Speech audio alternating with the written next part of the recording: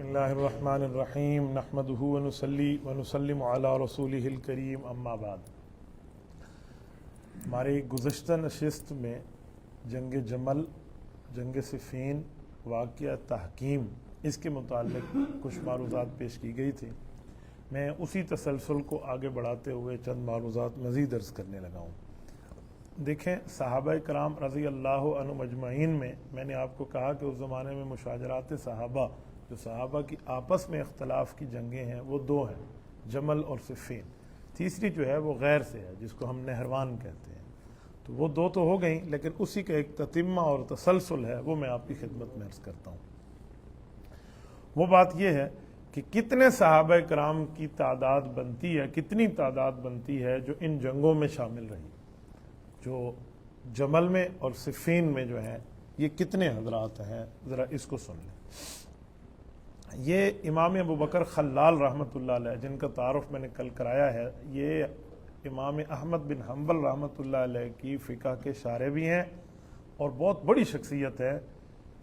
310 ہجری میں ان کا انتقال ہے، بعض کہتے ہیں 311 میں، تو آج 1447 ہے، تو 1150 سال پہلے کے آدمی ہیں۔ ان کی کتاب السنہ لابی بکر خلال، وہ اس میں حضرت علی المرتضیٰ رضی اللہ تعالی عنہ کے الفاظ میں ایک بات نقل فرماتے ہیں، میں آپ کی خدمت میں کہنے لگا ہوں۔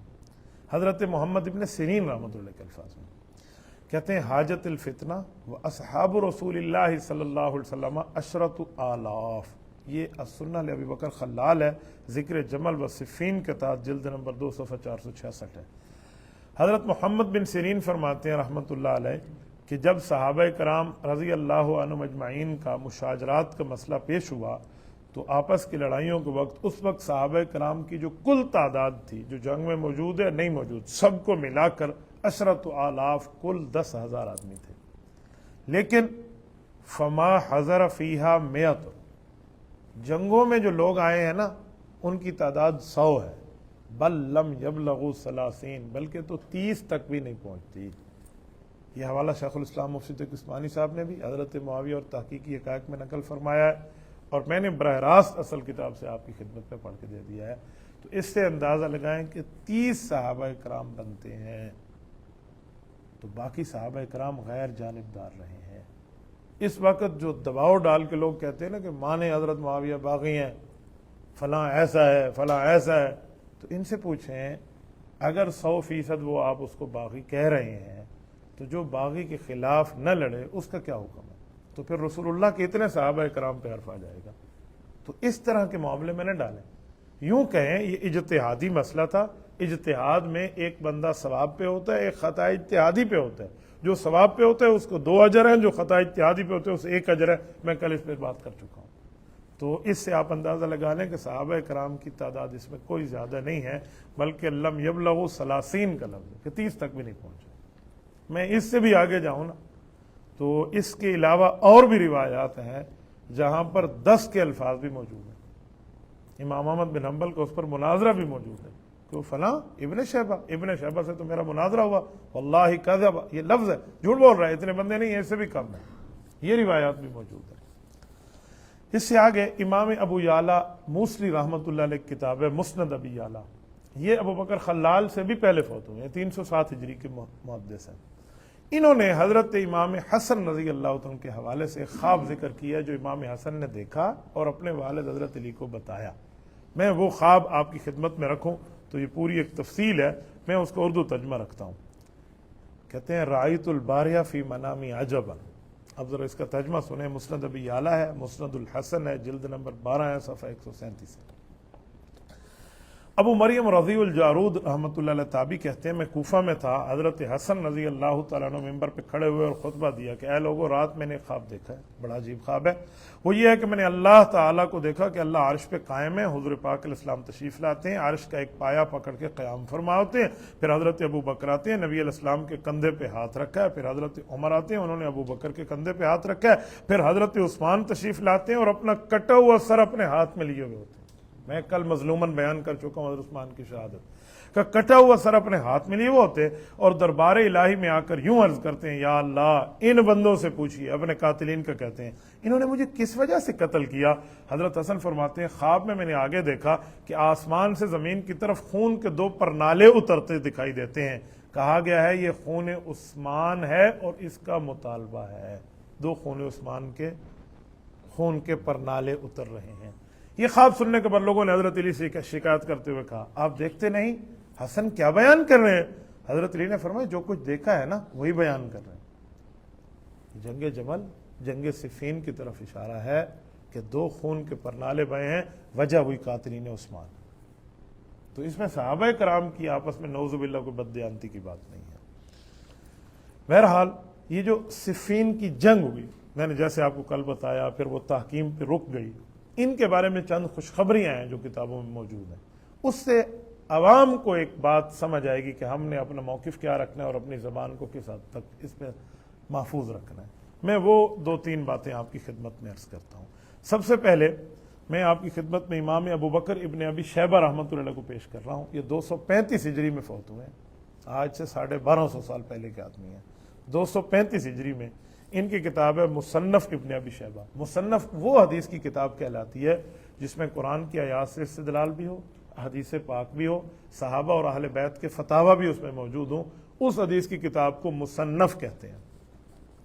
تابعین میں ایک بزرگ ہیں عمرو بن شراحبیل، یہ ان کا ایک معاملہ بیان کر رہے ہیں، یہ امام بخاری کے استاد ہیں مصنف ابن ابی شیبہ والے۔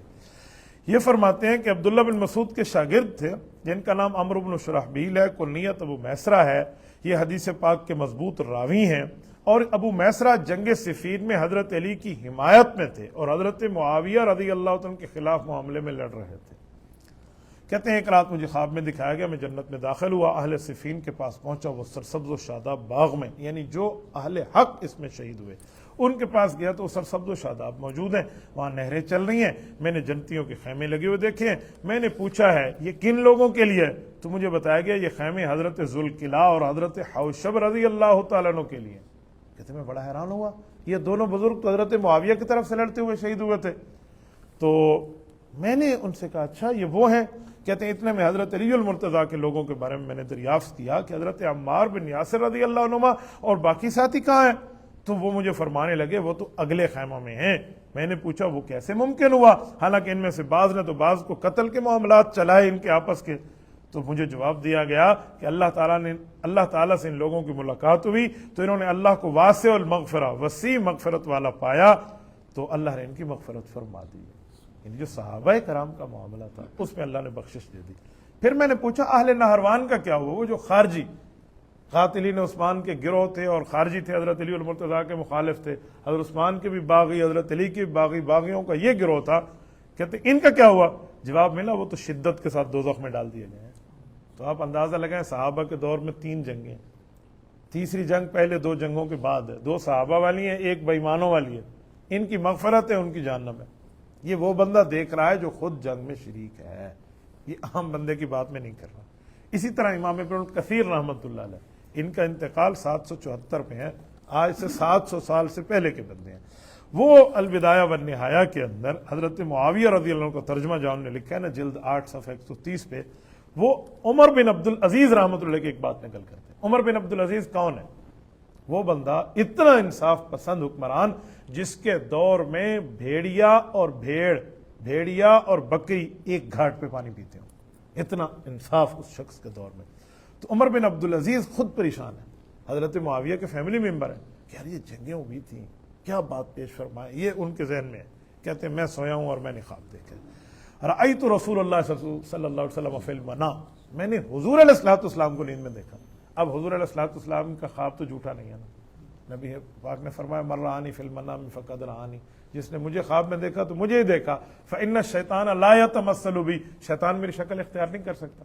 اب یہ کہتے ہیں میں نے حضور علیہ الصلوۃ والسلام کو دیکھا ہے، اور یہ خواب ذکر فرماتے ایک محدث ابو بکر بن ابی دنیا کا، کہتے ہیں نبی علیہ الصلوۃ والسلام خواب میں زیارت ہوئی، حضرت ابو بکر حضرت عمر حضور کی خدمت میں آئے، حضور پاک صلی اللہ علیہ وسلم خدمت میں سلام عرض کیا، ایک طرف بیٹھ گئے۔ تھوڑی دیر میں حضرت علی حضرت معاویہ آئے اور دربار رسالت میں حاضر ہوئے. پھر ان دونوں مکانوں کو، ان دونوں شخصیات کو ایک مکان میں داخل کر دیا، یعنی حضرت ابوبکر عمر حضور کے ساتھ، حضرت علی اور معاویہ کو فرمایا اس کمرے میں چلے گئے.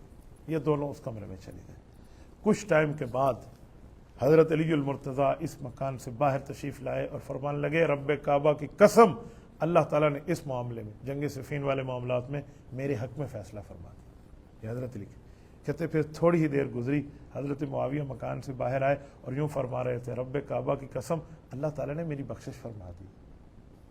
اب مجھے بتائیں، جہاں معاملہ یہ ہو وہاں کیا زبان چلانی ہے؟ جہاں معافی کی سرٹیفکیٹ ہے اور جہاں مغفرت کی باتیں ہیں، جہاں تائید کی باتیں ہیں، وہاں ہم کیا زبان چلائیں؟ اسی لیے تو امام صاحب رحمۃ اللہ علیہ کا بھی قول ہے، امام شافعی کا بھی قول ہے، باقی حضرات کا بھی. وہ کہتے ہیں تل کا دماء، یہ وہ خون ہے، قد طہر اللہ ایدینا، جس سے اللہ نے ہمارے ہاتھوں کو صاف اور پاک رکھا ہے. فلنطہر السنتنا، ہمیں چاہیے ہم اپنی زبانوں کو پاک رکھیں. تو اسی لیے ہمیں اس معاملے میں آگے بڑھ کے نہیں بولنا چاہیے تھا. آئیے میں امام ابن سعد رحمۃ اللہ علیہ کو پیش کرتا ہوں. امام ابن سعد کون ہے؟ 230 ہجری میں فوت ہوئے. امام بخاری 256 ہجری میں فوت ہوئے. یہ امام بخاری رحمۃ اللہ علیہ سے 36 سال پہلے فوت ہوئے اور اس دھرتی کے مایہ ناز اور معتبر ایک مورخ گزرے ہیں. ان کی کتاب الطبقات الکبریٰ 12 جلدوں میں ہے، جسے ہم طبقات ابن سعد کہتے ہیں. 2 نسخے ان کے الگ الگ ہیں، دونوں نسخے الحمدللہ میرے پاس ہیں. تو اس میں یہ ایک بات فرماتے ہیں عمر بن عبدالعزیز رحمۃ اللہ علیہ کے حوالے سے، ذرا سنیں. کہتے ہیں ان سے پوچھا گیا، سئل عمر، ان سے پوچھا گیا علی و عثمان والجمل والصفین، کہ حضرت عثمان، حضرت علی، حضرت معاویہ، جمل، صفین، حضرت عائشہ، ان معاملے میں آپ کیا فرماتے ہیں؟ تو فرمانے لگے کہ لوگوں، اللہ کا کتنا کرم ہے کہ اللہ نے ہمارے ہاتھوں کو ان سے پاک رکھا، ہم اپنی زبان کو اس سے پاک نہیں رکھ سکتے. یہ ہمارے حضرات کا جملہ ہے اور انہوں نے اس مرتبہ ہمیں ایک بات کی فرما دی. ایک اور محدث ہیں جن کا نام ہے قاضی ابو بکر محمد ابن عبداللہ الاشبیلی. یہ ایک جملہ فرماتے ہیں، 543 کے سن میں فوت ہوئے. تو 543 آج سے تقریباً کوئی اور نہیں تو 900 ساڑھے 900 سال پہلے کا زمانہ ہے. وہ اس میں ایک بات ارشاد فرما رہے ہیں، کہتے ہیں قد بینت لکم انکم لا تقبلون علی انفسکم فی دینار بل فی درہم الا عدلا. کہ لوگوں، تمہارے سامنے بات واضح کر دوں، تم تو 1 دینار بلکہ 1 درہم کا دعویٰ بھی اپنے اوپر اس وقت تک تسلیم نہیں کرتے جب تک یقین نہ ہو جائے کہ مدعی سچا ہے، الزام لگانے والا کیسا ہے، نفسانی خواہش سے پاک ہے یا نہیں. کہ ہم تو واقعی تحقیق کرتے ہیں. تو کہا جو ہمارے اکابر ہیں، صحابہ ہیں، حضور کے شاگرد ہیں، ان کے بارے میں ہر ایرے غیرے کی روایت کو قبول کر لیتے ہو؟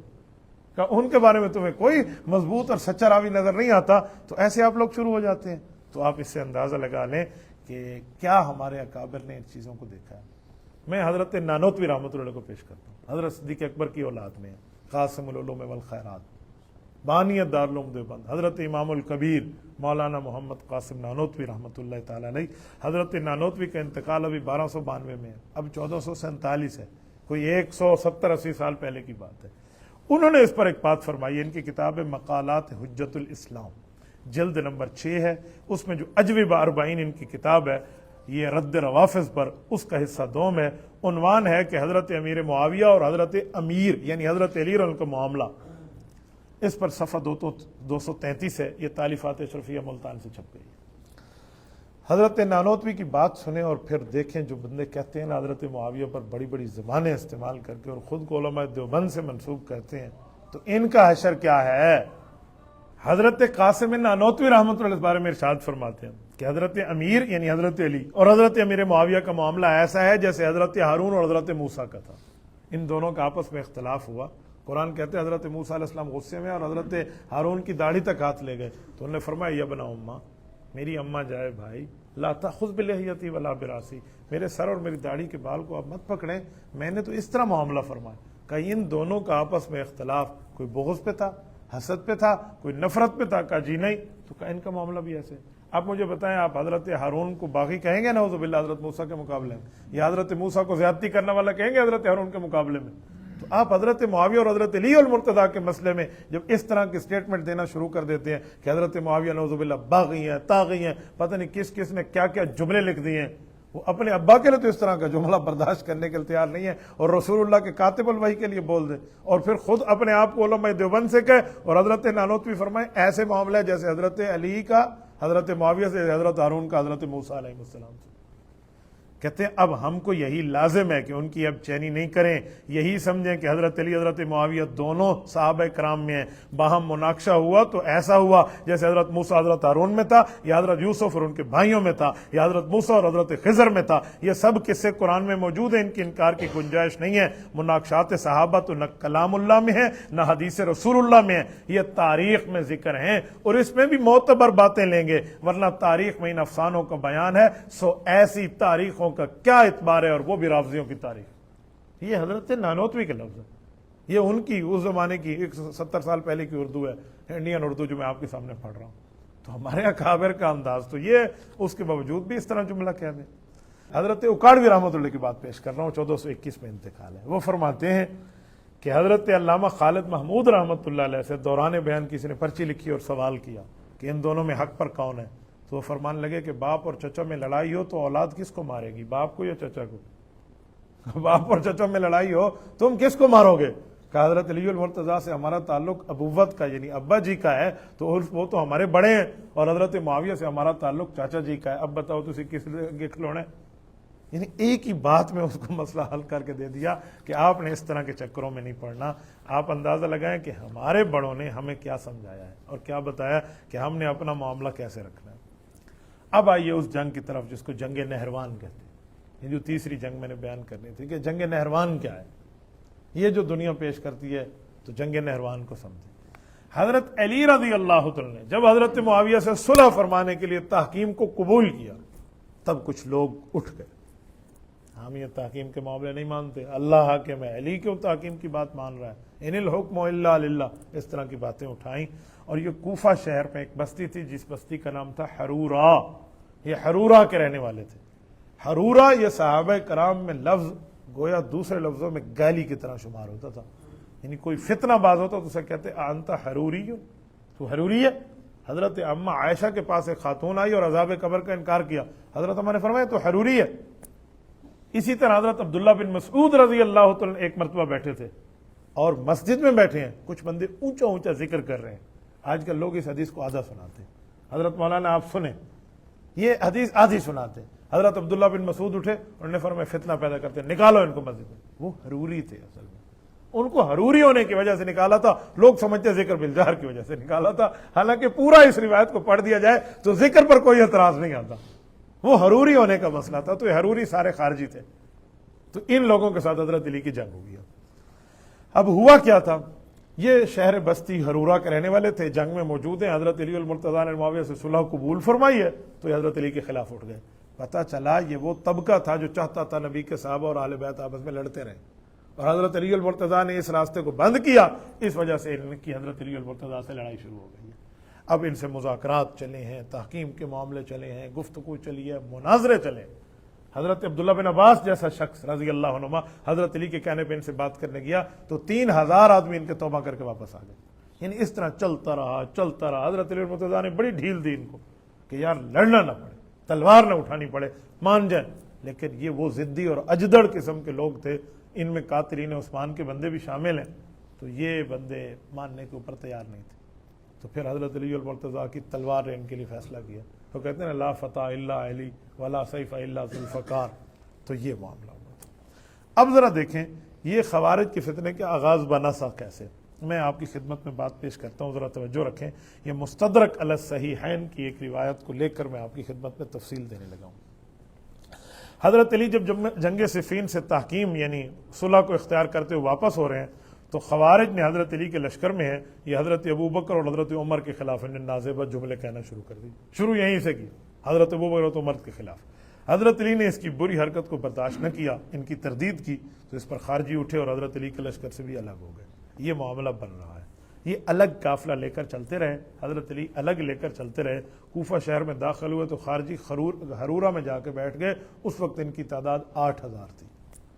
یہ ہے اب مذاکرات کی کوشش ہے، عبداللہ بن عباس رضی اللہ عنہ کو بھیجا گیا ہے، تو ان میں ایک شخص ہے عبداللہ ابن قوا، یہ ان خارجیوں میں سے تھا، اس نے ان کا استقبال کیا، اپنے کارکنوں کو بات سننے پہ آمادہ کیا، گفتگو چلتی رہی مگر کوئی بھی نہ مانا۔ عبداللہ بن عباس نے بات کی، پہلی بات کرتے ہوئے پھر واپس تشریف لائے۔ یہ دوسری بات تھی جس میں اتنے ہزار آدمی واپس مسلمان ہو کے ٹھیک ہو گیا۔ اب ان خارجیوں کی تعداد کوئی 8,000 کہتا ہے، کوئی 16,000 کہتا ہے، مختلف ان نے چھاونیاں لگا دی، علاقے میں فساد برپا کر دیے، اور ان لوگوں نے کسی کو اجازت لیا بغیر اندر آنے جانے کے معاملات نہیں تھے، گویا ریاست میں ایک ریاست قائم کر دی۔ یہ وہاں بیٹھ گئے، پھر انہوں نے اپنا امیر بھی مقرر کر دیا حضرت علی کے مقابلے میں، جس کا نام تھا عبداللہ بن وہب۔ یہ خارجی ہے اور اس کو امیر مقرر کیا ہے۔ یہ جمل من الانصاب، یہ امام بلازری رحمۃ اللہ کی کتاب ہے، یہ اس میں موجود ہے۔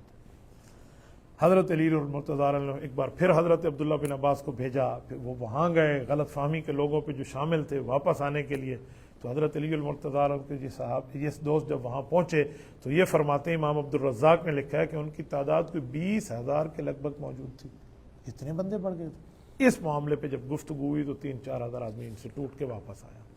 اب ان کی ہٹ دھرمی دیکھیں، خوارج نے ہٹ دھرمی میں حضرت علی المرتضیٰ کے مقابلے میں کیا کیا؟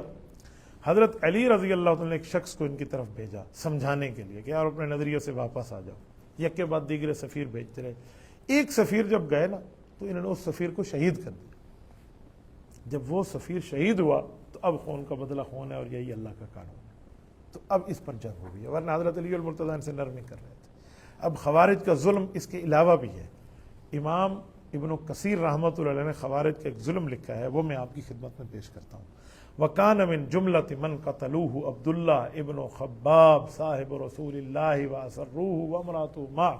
یہ دیکھیں ذرا، خوارج نے رسول اللہ صلی اللہ علیہ وسلم کے صحابی حضرت عبداللہ بن خباب رضی اللہ عنہ کے بیٹے انہیں قید کر لیا، ان کی حاملہ بیوی بھی ان کے ساتھ تھی جو امید سے تھی، اور فرمایا تم کون ہو؟ کہا جی میں عبداللہ بن خباب کی اولاد ہوں، عبداللہ بن خباب ہوں، یہ خباب ابن ارت رضی اللہ عنہ کے اولاد ہیں۔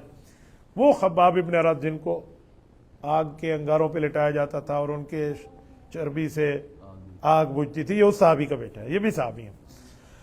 تو انہوں نے کہا تم نے مجھے خوف زدہ کیا؟ انہوں نے کہا آپ پر کوئی خوف نہیں ہے، بس آپ ذرا وہ بات بیان کریں جو آپ نے اپنے والد سے سنی تھی۔ تو انہوں نے فرمایا میں نے اپنے والد سے حدیث سنی ہے، رسول اللہ صلی اللہ علیہ وسلم نے فرمایا ان قریب ایک فتنہ کھڑا ہوگا جس میں بیٹھنے والا کھڑے ہونے والوں سے، چلنے والا دوڑنے والوں سے بہتر ہوگا۔ حضرت عبداللہ بن خباب رضی اللہ عنہ جب یہ بات کی نا تو فٹ ان پہ ہو رہی تھی، تو انہوں نے پکڑ کے ان کو ذبح کر دیا، اس وقت گردن پہ چھری چلا دی، اور ان کی حاملہ بیوی ان کے پاس تھی۔ اب اندازہ لگائیں، اب حاملہ بیوی ہے، فَذَبَحُوا وَبَكَرُوا بَطَنَهَا عَنْ وَلَدِهَا، ان ظالموں نے ان کا پیٹ پھاڑا، اس خاتون کا، اس سے بچہ نکالا، اس کو بھی مارا، اس کی ماں کو بھی مارا۔ اس بات پہ حضرت علی المرتضیٰ کی پھر جنگ اٹھی ہے نا، یعنی اتنی ان نے بدماشیاں کر لی تھی، پھر اس کا جواب تو آخر کار جنگ تھا۔ پھر حضرت علی المرتضیٰ نے نیزے تانے اور تلواریں اٹھائیں اور جنگ نہروان کے مقابلے میں آئے، اور یہاں پر چند بندے ان کے بچے، باقی سب تحتیغ ہوئے اور خوارج کا زور ٹوٹ گیا تھا۔ یہ السنن الکبریٰ، یہ امام نسائی کی جو کتاب ہے اس میں اس بارے میں پوری تفصیل موجود ہے۔ اب جب یہ نہروان میں قتل ہوئے، خارجی مرے، حضور علیہ السلام کی ایک پیشن گوئی پوری ہوئی۔ اب وہ پیشن گوئی کیا ہے ذرا آپ توجہ رکھیں، میں مسلم شریف کی حدیث پڑھنے لگا ہوں۔ حضرت امام مسلم ابن الحجاج القشیری رحمۃ اللہ علیہ 261 ہجری میں فوت ہوئے ہیں، ٹھیک ہے، کوئی 1300 سال کا زمانہ بن رہا ہے۔ یہ ارشاد فرماتے ہیں، حضرت ابو سعید خدری نے فرمایا میں نے نبی علیہ الصلوۃ والسلام سے سنا، حضور پاک علیہ السلام نے فرمایا یخرجون علی فرقۃ مختلفۃ یقتلہم اقرب الطائفین من الحق۔ لوگوں ایک وقت آئے گا فتنہ پھیل جائے گا، اس دوران جب لڑائیاں ہوں گی نا تو مختلف لوگ جمع ہو کر ایک گروہ جو ہوں گے، دو قسم میں بٹ چکے ہوں گے، ان سے نکل کے الگ ہو جائیں گے۔ اقرب الطائفین، دو گروہوں میں سے ایک گروہ الگ ہو جائے گا، اور وہ گروہ اس الگ ہونے والے سے لڑے گا جو ان دونوں گروہوں میں زیادہ حق پر ہوگا۔ میں حدیث ایک بار پھر سنا دیتا ہوں، پھر سمجھانے کہ ایک وقت آئے گا دو مسلمانوں کے گروہ ہوں گے، ان دو گروہوں میں سے ایک الگ ہو جائے گا، پیچھے دو رہیں گے، یعنی وہ تیسرا بن جائے گا۔ اب اس تیسرے سے ان دو میں سے کون لڑے گا؟ جو حق کے حق والا نہیں، اس کا مطلب ہے حق پہ دونوں ہیں۔ اقرب الطائفین من الحق، جو حق کے زیادہ قریب ہوگا وہ لڑے گا۔ خارجیوں سے جنگ کس کی ہے؟ حضرت علی کی ہے۔ جو دو گروہ حق پہ تھے وہ کون ہیں؟ حضرت علی اور معاویہ تو خارجی بےمان ہوئے، یہ دو گروہ حق پہ ہوئے، ایک حق کے قریب ہے، ایک حق کے زیادہ قریب ہے۔ اب جس کو حضور فرمائے حق کے قریب ہے، آپ اس کو کہیں باغی ہے، آپ اس کو کہیں طاغی ہے، آپ کہیں فلاح ہے، یہ مسلم شریف کی حدیث کہاں جائے گی؟ نبوت کا فرمان کہاں جائے گا؟ رسول اللہ صلی اللہ علیہ وسلم کی زبان کا معاملہ کہاں جائے گا؟ اقرب الطائفین من الحق، حق کے زیادہ قریب ہے۔ میں مثال دے کر سمجھاؤں، حضرت علامہ خالد محمود پی ایچ ڈی لندن رحمۃ اللہ علیہ یہی حدیث سمجھانے لگے، جامعہ اشرفیہ لاہور میں ہم بیٹھے تھے، اے سی چل رہا تھا، ایک بندہ اے سی کے قریب بیٹھا ہے، ایک اے سی کے سامنے بیٹھا ہے، تو حضرت نے فرمایا اقرب اور قریب کی مثال یہ ہے، یہ بندہ اے سی کے قریب ہے، اقرب ہے، یہ ادھر کمرے میں بیٹھا ہوا ہے، ٹھنڈک ادھر اس کو بھی آ رہی ہے، اس کو بھی آ رہی ہے، یہ قریب ہے اور یہ اقرب ہے، تو آسانی سے سمجھ آ جائے گی۔ پھر حضرت تھانوی رحمۃ اللہ علیہ کی ایک بات ہے، وَنَحْنُ أَقْرَبُ إِلَيْهِ مِنْ حَبْلِ الْوَرِيدِ، اس کو سمجھا حضرت تھانوی نے، فرمایا دو کاغذ کو گوند سے چمٹایا جاتا ہے، گوند جو ہوتی ہے نا وہ ایک کاغذ سے دوسرے کاغذ کے درمیان زیادہ قریب ہوتی ہے، تو یہ اقرب اور قریب کا معنی لے لیں۔ تو حضرت علی المرتضیٰ حق کے زیادہ قریب ہیں اور حضرت معاویہ حق کے قریب ہیں، جو حق کے قریب ہوتا ہے وہ باغی ہوتا ہے، یہ حضور نے فرمایا۔ تو اس سے حضور کی پیشن گوئی بھی پوری ہوئی اور حضرت علی اور حضرت معاویہ کی سچائی اور حقانیت بھی سامنے آئی۔ حضرت امام نووی رحمۃ اللہ علیہ نے جو تشریح کی ہے نا اس حدیث کی، اسی مسلم کے حاشیے پہ وہ یہی ہے، کہتے ہیں افتراق یقع بین المسلمین وهو الافتراق الذي كان بین علی و معاویہ رضی اللہ عنہما، جو حضور نے فرمایا نا جب لڑائی پڑے گی دو گروہ علیحدہ ہوں گے، تیسرا الگ ہوگا، کہ دو گروہوں سے مراد حضرت علی و معاویہ کا گروہ ہے، اور یہی ہمارے اکابر نے اس کو لکھا۔ میرے دوستو، نبی پاک صلی اللہ علیہ وآلہ وسلم نے جو بات ارشاد فرمائی ہے، اس پر امام ابن کثیر کا بھی ایک تبصرہ سن لیں البدایہ والنہایہ سے۔ وہ کہتے ہیں یہ دلائل نبوت سے ثابت ہے کہ حضور پاک نے جو خبر دی تھی وہ واقع ہو چکی ہے۔ اہل شام اور اہل عراق کی لڑائی ہوئی تھی تو ان میں حکم موجود نہیں تھا، تو معاملہ عجیب معاملہ چل پڑا، تو اس میں کچھ ایسے لوگ بھی نکل آئے جو نیم رافضی قسم کے ہیں، جہاں کمین لوگ ہیں، اور وہ اہل شام کی تکفیر کر دیتے ہیں۔ فرمایا اہل سنت والجماعت کے مذہب نہیں ہے، حضرت سنت والجماعت کا مذہب ہے کہ حضرت علی المرتضیٰ کی رائے درست ہے اور حضرت معاویہ مجتہد ہے، اور مجتہد کو بھی ایک اجر ملتا ہے۔ ضروری نہیں ہے کہ ایک حق پہ ہو تو دوسرا باطل پہ ہو، ایک حق پہ ہوتا ہے اور دوسرا اجتہاد پہ ہوتا ہے، تو اجتہاد میں دوسرا ایک ثواب ملتے ہیں اور حق والے کو دو ثواب ملتے ہیں۔ یہ حضور کی حدیث ہے، صحیح بخاری ہے، جلد 2 ہے، صفحہ 1092 ہے، اور حضرت عمرو بن عاص کی روایت ہے۔ تو اس پہ عقل ہم نہیں چلائیں گے، وہی بات کریں گے جو رسول اللہ صلی اللہ علیہ وسلم نے ہمیں سمجھایا ہے۔ تو یہ جنگ نہروان تھی، اور میں نے یہ جنگ نہروان آپ کی خدمت میں رکھی ہے تاکہ آپ کے سامنے میں اس بات کو مدلل مبرہن کر پاؤں کہ ہمارے نبی پاک صلی اللہ علیہ وآلہ وسلم نے ہمیں کیا سمجھایا ہے۔ دیجیے شاہ جی، یہ کتاب ہے حضرت عمار اور حدیثی حقائق، یہ جو چھپ کے آ رہی ہے نا ہماری، یہ اس کی تختی دیکھ لیں، تقریباً اس کے 550 صفحات ہیں، 52 ہے، آخری ٹائٹل کو چھوڑ کے بتا رہا ہوں۔ یہ حضرت آئے گی انشاءاللہ، یہ دیکھ لو، یہ اس کا ٹائٹل ہے۔ ہمارے مولانا ارشد قاسمی کو اللہ پاک جزائے خیر عطا فرمائے، انہوں نے اس کا بہترین ٹائٹل لکھا، اور اس حدیث پاک کی کتاب کا نام ہے الفیض المدرار فی تحقیق حدیث عمار۔ یہ حضرت عمار بن یاسر رضی اللہ عنہ کے بارے میں جو 2812 کی حدیث سناتے ہیں نا، یہ مستقل اس کا جواب ہے، یہ چھپ کے آئے گی انشاءاللہ، یہ اس کی ماسٹر کاپی ہے، ابھی چھپی نہیں ہے، تو یہ میں آپ کی خدمت میں انشاءاللہ تعالی ان قریب بتاؤں گا کہ چھپ کے آ گئی ہے، اس کا ایک حصہ ہے، ٹھیک ہے۔ یہ الگ ہم نے عوام کے لیے بھی تحریر کر دی ہے۔ اس کتاب کا نام ہے قاتل عمار کون، یہ 100 سے کچھ صفحات اوپر ہیں۔ یہ عوام کے لیے ہم نے اس کا خلاصہ ایسا نکالا ہے کہ انشاءاللہ تعالی اس کو بھی پڑھ لیا جائے تو دندہ شکن جواب بن جائے گا۔ قاتل عمار کون، احادیث پاک کی روشنی میں حضرت معاویہ پہ کیا جانے والے مرکزی اعتراض کا علمی جواب، یہ کتاب ہے، یہ میں آپ کے سامنے رکھتا ہوں، آپ اس کو بطور سبق سمجھیے۔ ابھی تک تو میں حضرت حسین کی کتاب سے پڑھ رہا تھا، یہ بھی آ رہی ہے حضرت، یہ لوگوں میں حسین ہوں، یہ حضرت حسین کے بارے میں ہے، اور یہ دوسری جلد ہے، دوسری جلد، اس کی 5 جلدیں ہوں گے انشاءاللہ تعالی۔ یہ ابھی اس کی تیسری جلد پہ کام شروع ہے۔ حضرت آپ حیران ہو، قائد ملت اسلامی حضرت مولانا فضل الرحمان دامت برکاتہ، تو ہم نے 3 مہینے مجھ سے اس کو لیا، ایک مسودہ پڑھا، پھر ایک مسودہ ادھر ادھر ہوا تو دوسرا منگا، وہ پڑھا، اور جب مستقل پڑھ لیا پھر مجھے فرمایا کہ آپ نے صبح کی نماز میرے پاس آ کے پڑھنی، میں اسلام آباد میں تھا، ہم 4:30 مولانا کے پاس پہنچ گئے صبح، اور ہم 8:30 اٹھے، 4 گھنٹے حضرت نے دیے، حالانکہ نماز کے بعد اشراق کے بعد حضرت سو جاتے ہیں، تو سارے گارڈ کہنے لگے یار کون بندہ آیا ہوا ہے اشراق کے بعد بھی مولانا 2 گھنٹے بیٹھے ہیں، تو बेचारे सारे परेशान थे कि हम रात को पहरा दे रहे हो। मौलाना फरमान साहब ने अपने हाथ से मुझे 2 सफ़े इस पे तकरीज़ करके दी है, हज़रत हुसैन की किताब पे 2 सफ़े, और क्या तकरीज़ है। आप देखेंगे इस पर मक्की साहब तकरीज़ लिख चुके हैं, डॉक्टर सैयदनातुल्लाह साहब ने लिख दिया है, हज़रत मौलाना फजल अहमद शर्फी साहब ने लिख दिया है, तो ये आएगा आपके सामने। बहरहाल मैंने आपको कल अर्ज़ किया था कि हम हज़रत अम्मार रज़ी अल्लाह तआला के हवाले से आपकी खिदमत में बात रखेंगे। ये जो रिवायत 2812 पेश करते हैं, मैं पहले पूरी रिवायत बताऊंगा, फिर उसका मतलब बता रहा हूँ। अब ज़रा हज़रत अम्मार को समझें कि अम्मार है कौन। हज़रत अम्मार का बायोडेटा, उनके हालात क्या है, उनकी प्रोफाइल क्या है। हज़रत अम्मार की ज़िंदगी के मुख्तसर हालात पेश करता हूँ, वरना मैंने इसमें 100 सफ़ात में लिख दिए हैं, यहाँ सिर्फ 1.5 सफ़े में होगा। हज़रत अम्मार बिन यासर रज़ी अल्लाह अन्हुमा हुज़ूर पाक के कदीमुल इस्लाम, पुराने सहाबी हैं, यानी बिल्कुल मक्का के इब्तदाई दौर में हैं। हिजरत से पहले 56 साल पहले पैदा हुए हैं, हिजरत नबवी में 40 साल की उम्र में इस्लाम कबूल किया है।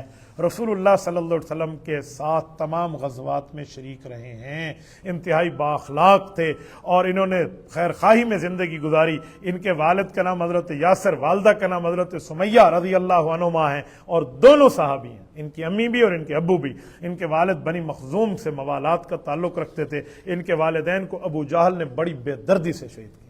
हज़रत यासर भी शहीद हैं, हज़रत सुमैया भी शहीद हैं, बल्कि इस्लाम की पहली शहीद खातून हैं, उनको ये एजाज़ हासिल है।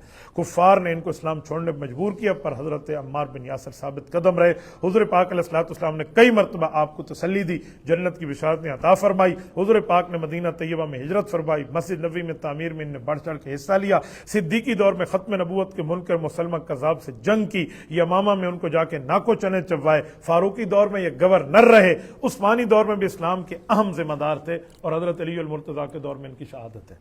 खिलाफत हैदरी में जंग सिफीन के वक्त जब कातिलीन उस्मान, पॉइंट भी नोटेड, जब कातिलीन उस्मान की मुफसद टोली, सबाई टोली मौजूद थी, तो उसी टोली ने हज़रत अम्मार को शहीद किया।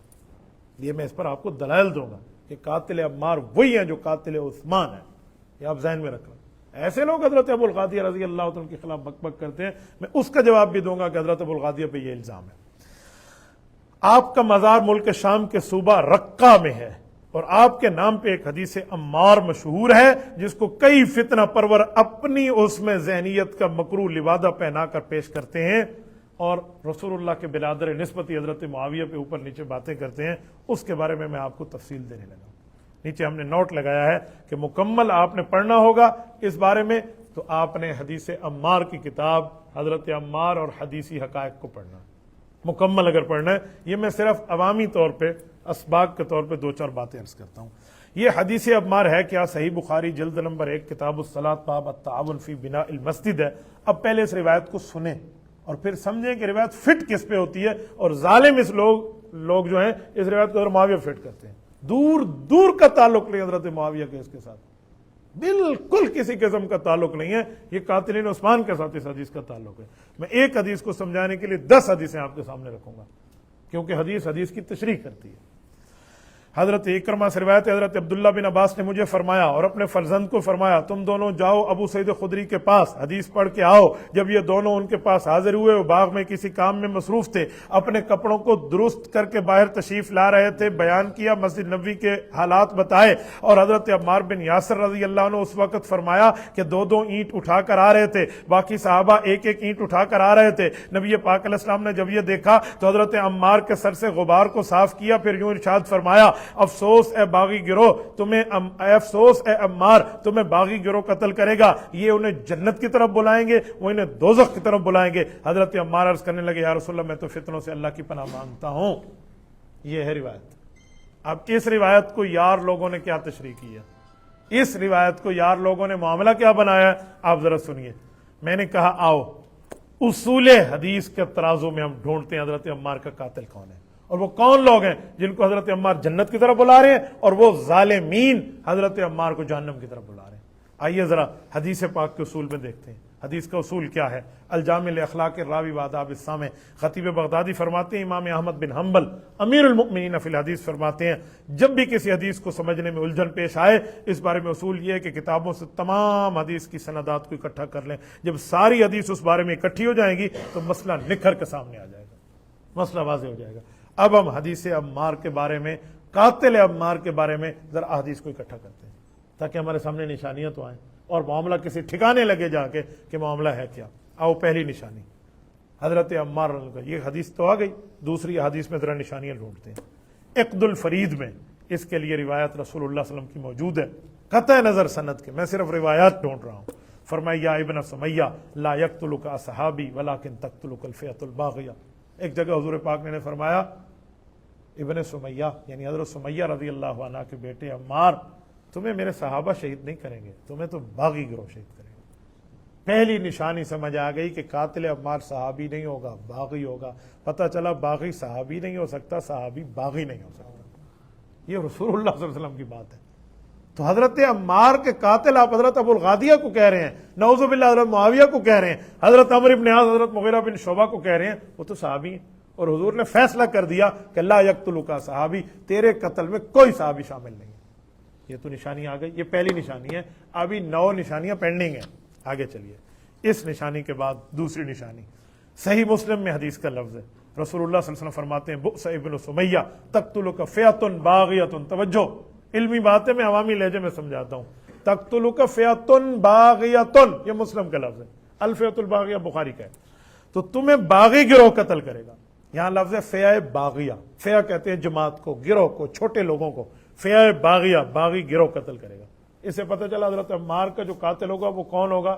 فئہ باغیہ ہوگا. میں آپ سے پوچھتا ہوں, یہ تو فئہ باغیہ ہے, اب فئہ باغیہ کون ہوتا ہے؟ فئہ کہتے ہیں چھوٹے گروہ کو, چھوٹے گروہ ہوگا.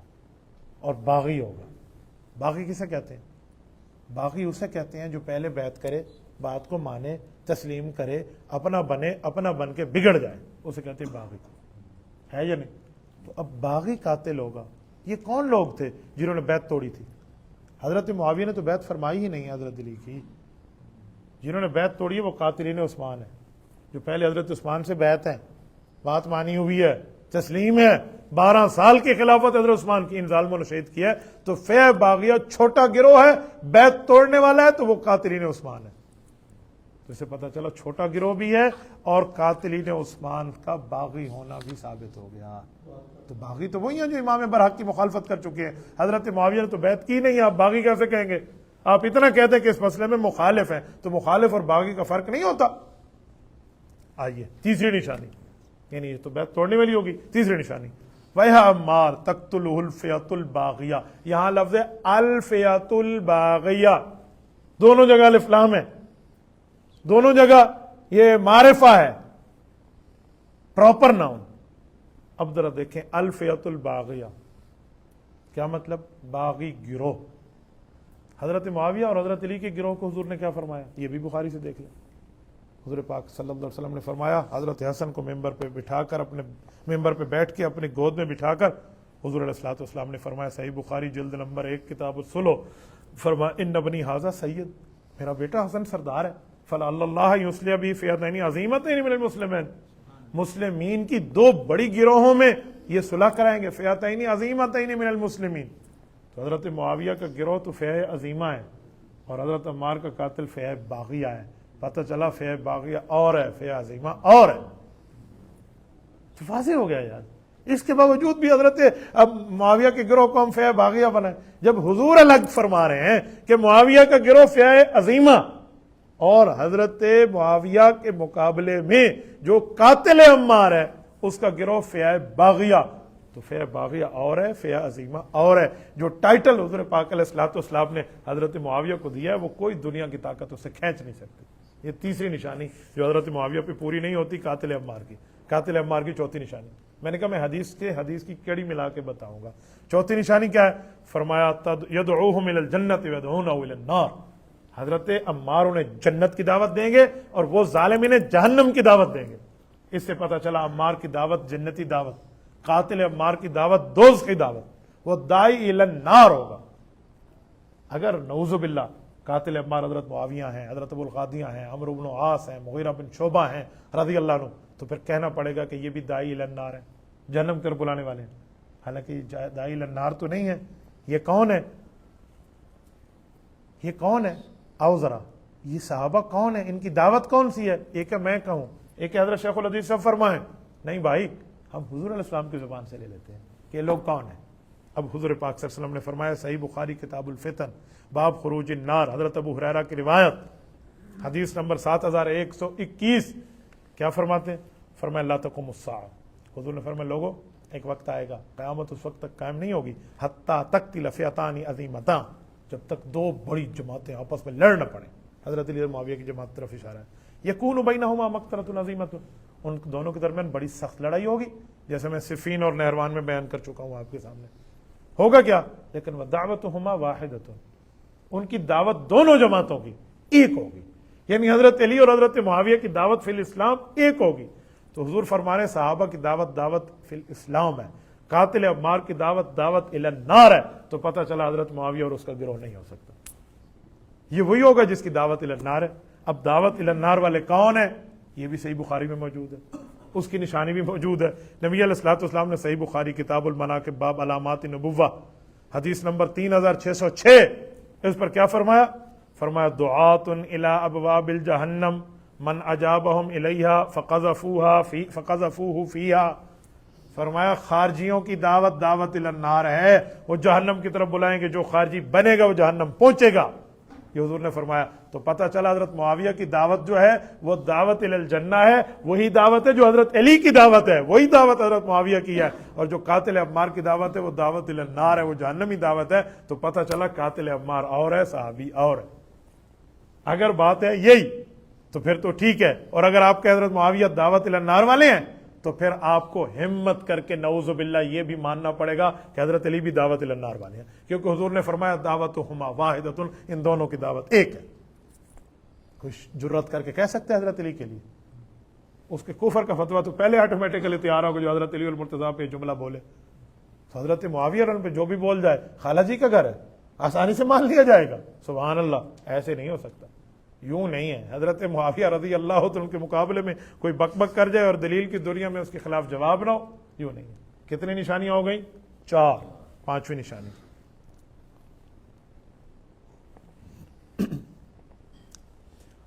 یہ کنز الاموال میں روایت موجود ہے, یدخل صالبک وقاتلک النار.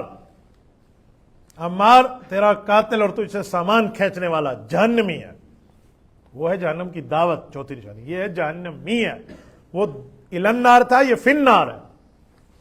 اب آئیے ذرا, اسے پتہ چلا معاویہ حضرت عمار کا قاتل جہنمی ہے, ان سے جہنم کا وعدہ ہے. آئیے حضرت معاویہ پہ, حضرت عمرو بن عاص پہ, حضرت مغیرہ بن شعبہ پہ, حضرت ابو الغادیہ پہ رضی اللہ عنہم, ان کے ساتھ کس کا وعدہ ہے؟ قرآن کریم کہہ رہا ہے, سورۃ حدید کہہ رہی ہے, آیت نمبر 10 کہہ رہی ہے, فرمایا ان الذین سبقت لهم من الحسنى اولئک عنہا مبعدون. اس آیت کی تشریح سورۃ حدید کی آیت نمبر 10 میں ہے, وَكُلًّا وَعَدَ اللَّهُ الْحُسْنَى. فرمایا نبی کے تمام صحابہ سے جنت کا وعدہ ہے. تو حضرت معاویہ سے جنت کا وعدہ ہے, قاتل عمار سے دوزخ کا وعدہ ہے. حضرت ابو الغادیہ سے جنت کا وعدہ ہے, قاتل عمار سے دوزخ کا وعدہ ہے. پتہ چلا قاتل عمار اور ہے, اور حضرت معاویہ اور حضرت ابو الغادیہ جنتی اور ہیں. فرق ہو گیا. آئیے 6ٹھی 7ویں 8ویں نشانی اکٹھی سنا دو, ٹھیک ہے, ٹائم کو دیکھتے ہو. کون ہوں گے؟ یہ بھی کنز الاموال فی سنن الاقوال والافعال حدیث پاک کی کتاب ہے, امام علاء الدین متقی رحمۃ اللہ علیہ حدیث پاک لائے ہیں. اس میں لفظ ہے یدعوہم الی الجنۃ ویدعونہ الی النار ذالک فعل الاشقیاء الاشرار وفی لفظ دعو الاشقیاء الفجار. فرمایا وہ لوگ کون ہوں گے؟ کہ ان میں 3 باتیں پائی جائیں گی. اشقیاء بدبختوں کی ٹولی ہوگی, اشرار شریروں کا گروپ ہوگا, الفجار فاجروں کا گروہ ہوگا. بدکار بھی ہوں گے, فسادی بھی ہوں گے, بدبخت بھی ہوں گے. کون؟ قاتل عمار. یہ تینوں نشانیاں کس میں پائی جاتی ہیں؟ نعوذ باللہ حضرت معاویہ کو ڈالیں گے, حضرت عمرو بن عاص کو ڈالیں گے, حضرت ابو الغادیہ کو کہیں گے؟ جی نہیں, میں حضور علیہ السلام کے گھر سے آپ کو بتایا دیتا ہوں یہ نشانیاں کس پہ پائی جاتی ہیں. بسم اللہ. میں پہلے اس بارے میں اس مورخ کو پیش کر رہا ہوں جو مورخ اس دھرتی کا بہت پرانا مورخ ہے, 240 ہجری میں انتقال ہے, خلیفہ بن خیاط رحمۃ اللہ علیہ. وہ کیا ارشاد فرماتے ہیں؟ فرماتے ہیں سنو, حضرت امام حسن رحمۃ اللہ علیہ فرماتے تھے, حضرت حسن بن علی رضی اللہ عنہ, کہ قاتل عثمان کون ہے؟ سنے نا, وہ قاتل عثمان ہی قاتل عمار ہے نا. کون ہے؟ کہتے ہیں کان فیہم قتل عثمان احد من المہاجرین والانصار، ان سے پوچھا کیا صحابہ میں کوئی بندہ، مہاجرین انصار میں کوئی بندہ حضرت عثمان کا قاتل تھا؟ قال الحسن، حضرت امام حسن نے فرمایا نہیں اے خدا کے بندے، لا لا لا، نہیں، صحابہ حضرت عثمان کے قاتل نہیں تھے، کانو اعلاجا من اہل مصر، وہ تو مصر کے جنگلی گدھے تھے جو حضرت عثمان کو شہید کرنے آئے تھے، مصر کے جنگلی گدھے۔ یہ حضرت حسن رضی اللہ کا لفظ ہے، حضرت فاطمہ کا لخت جگر بول رہا ہے، پتہ چلا وہ جنگلی گدھے ہیں۔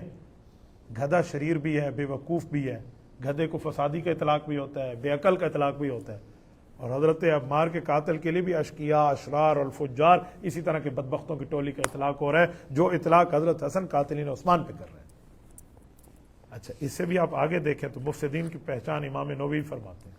حضرت امام نووی نے فرمایا وَلَمْ يُشَارِكْ فِي قَتْلِ أَحَدٌ مِّنَ الصَّحَابَةِ، حضرت عثمان کے قتل میں صحابہ شامل نہیں تھے، انما قتلہ حجم ورعاء من غوغاء القبائل وسفلة الاطراف والارذال وتخربوا وقصدوه من مصر، حضرت عثمان کے قتل میں صحابہ شامل نہیں تھے، یہ منہاج شرح مسلم میں ہے، کوئی صحابی اس میں نہیں تھا، آوارہ لوگ تھے، کمینے افراد تھے، کمینہ مزاج لوگ تھے، اوباش تھے، خسیس رذیل لوگ تھے، دھڑا بندی کر کے حضرت عثمان پہ چڑھ دوڑے تھے۔ تو یہ ساری نشانیاں فجار کے، اشرار کے، اسی طرح الاشقیاء بد کردار کے، یہ ساری نشانیاں قاتل عمار پہ ہیں، یہ ساری نشانیاں قاتل عثمان پہ ہیں، تو اس سے حضرت معاویہ حضرت ابو الغادیہ کا کوئی تعلق نہیں۔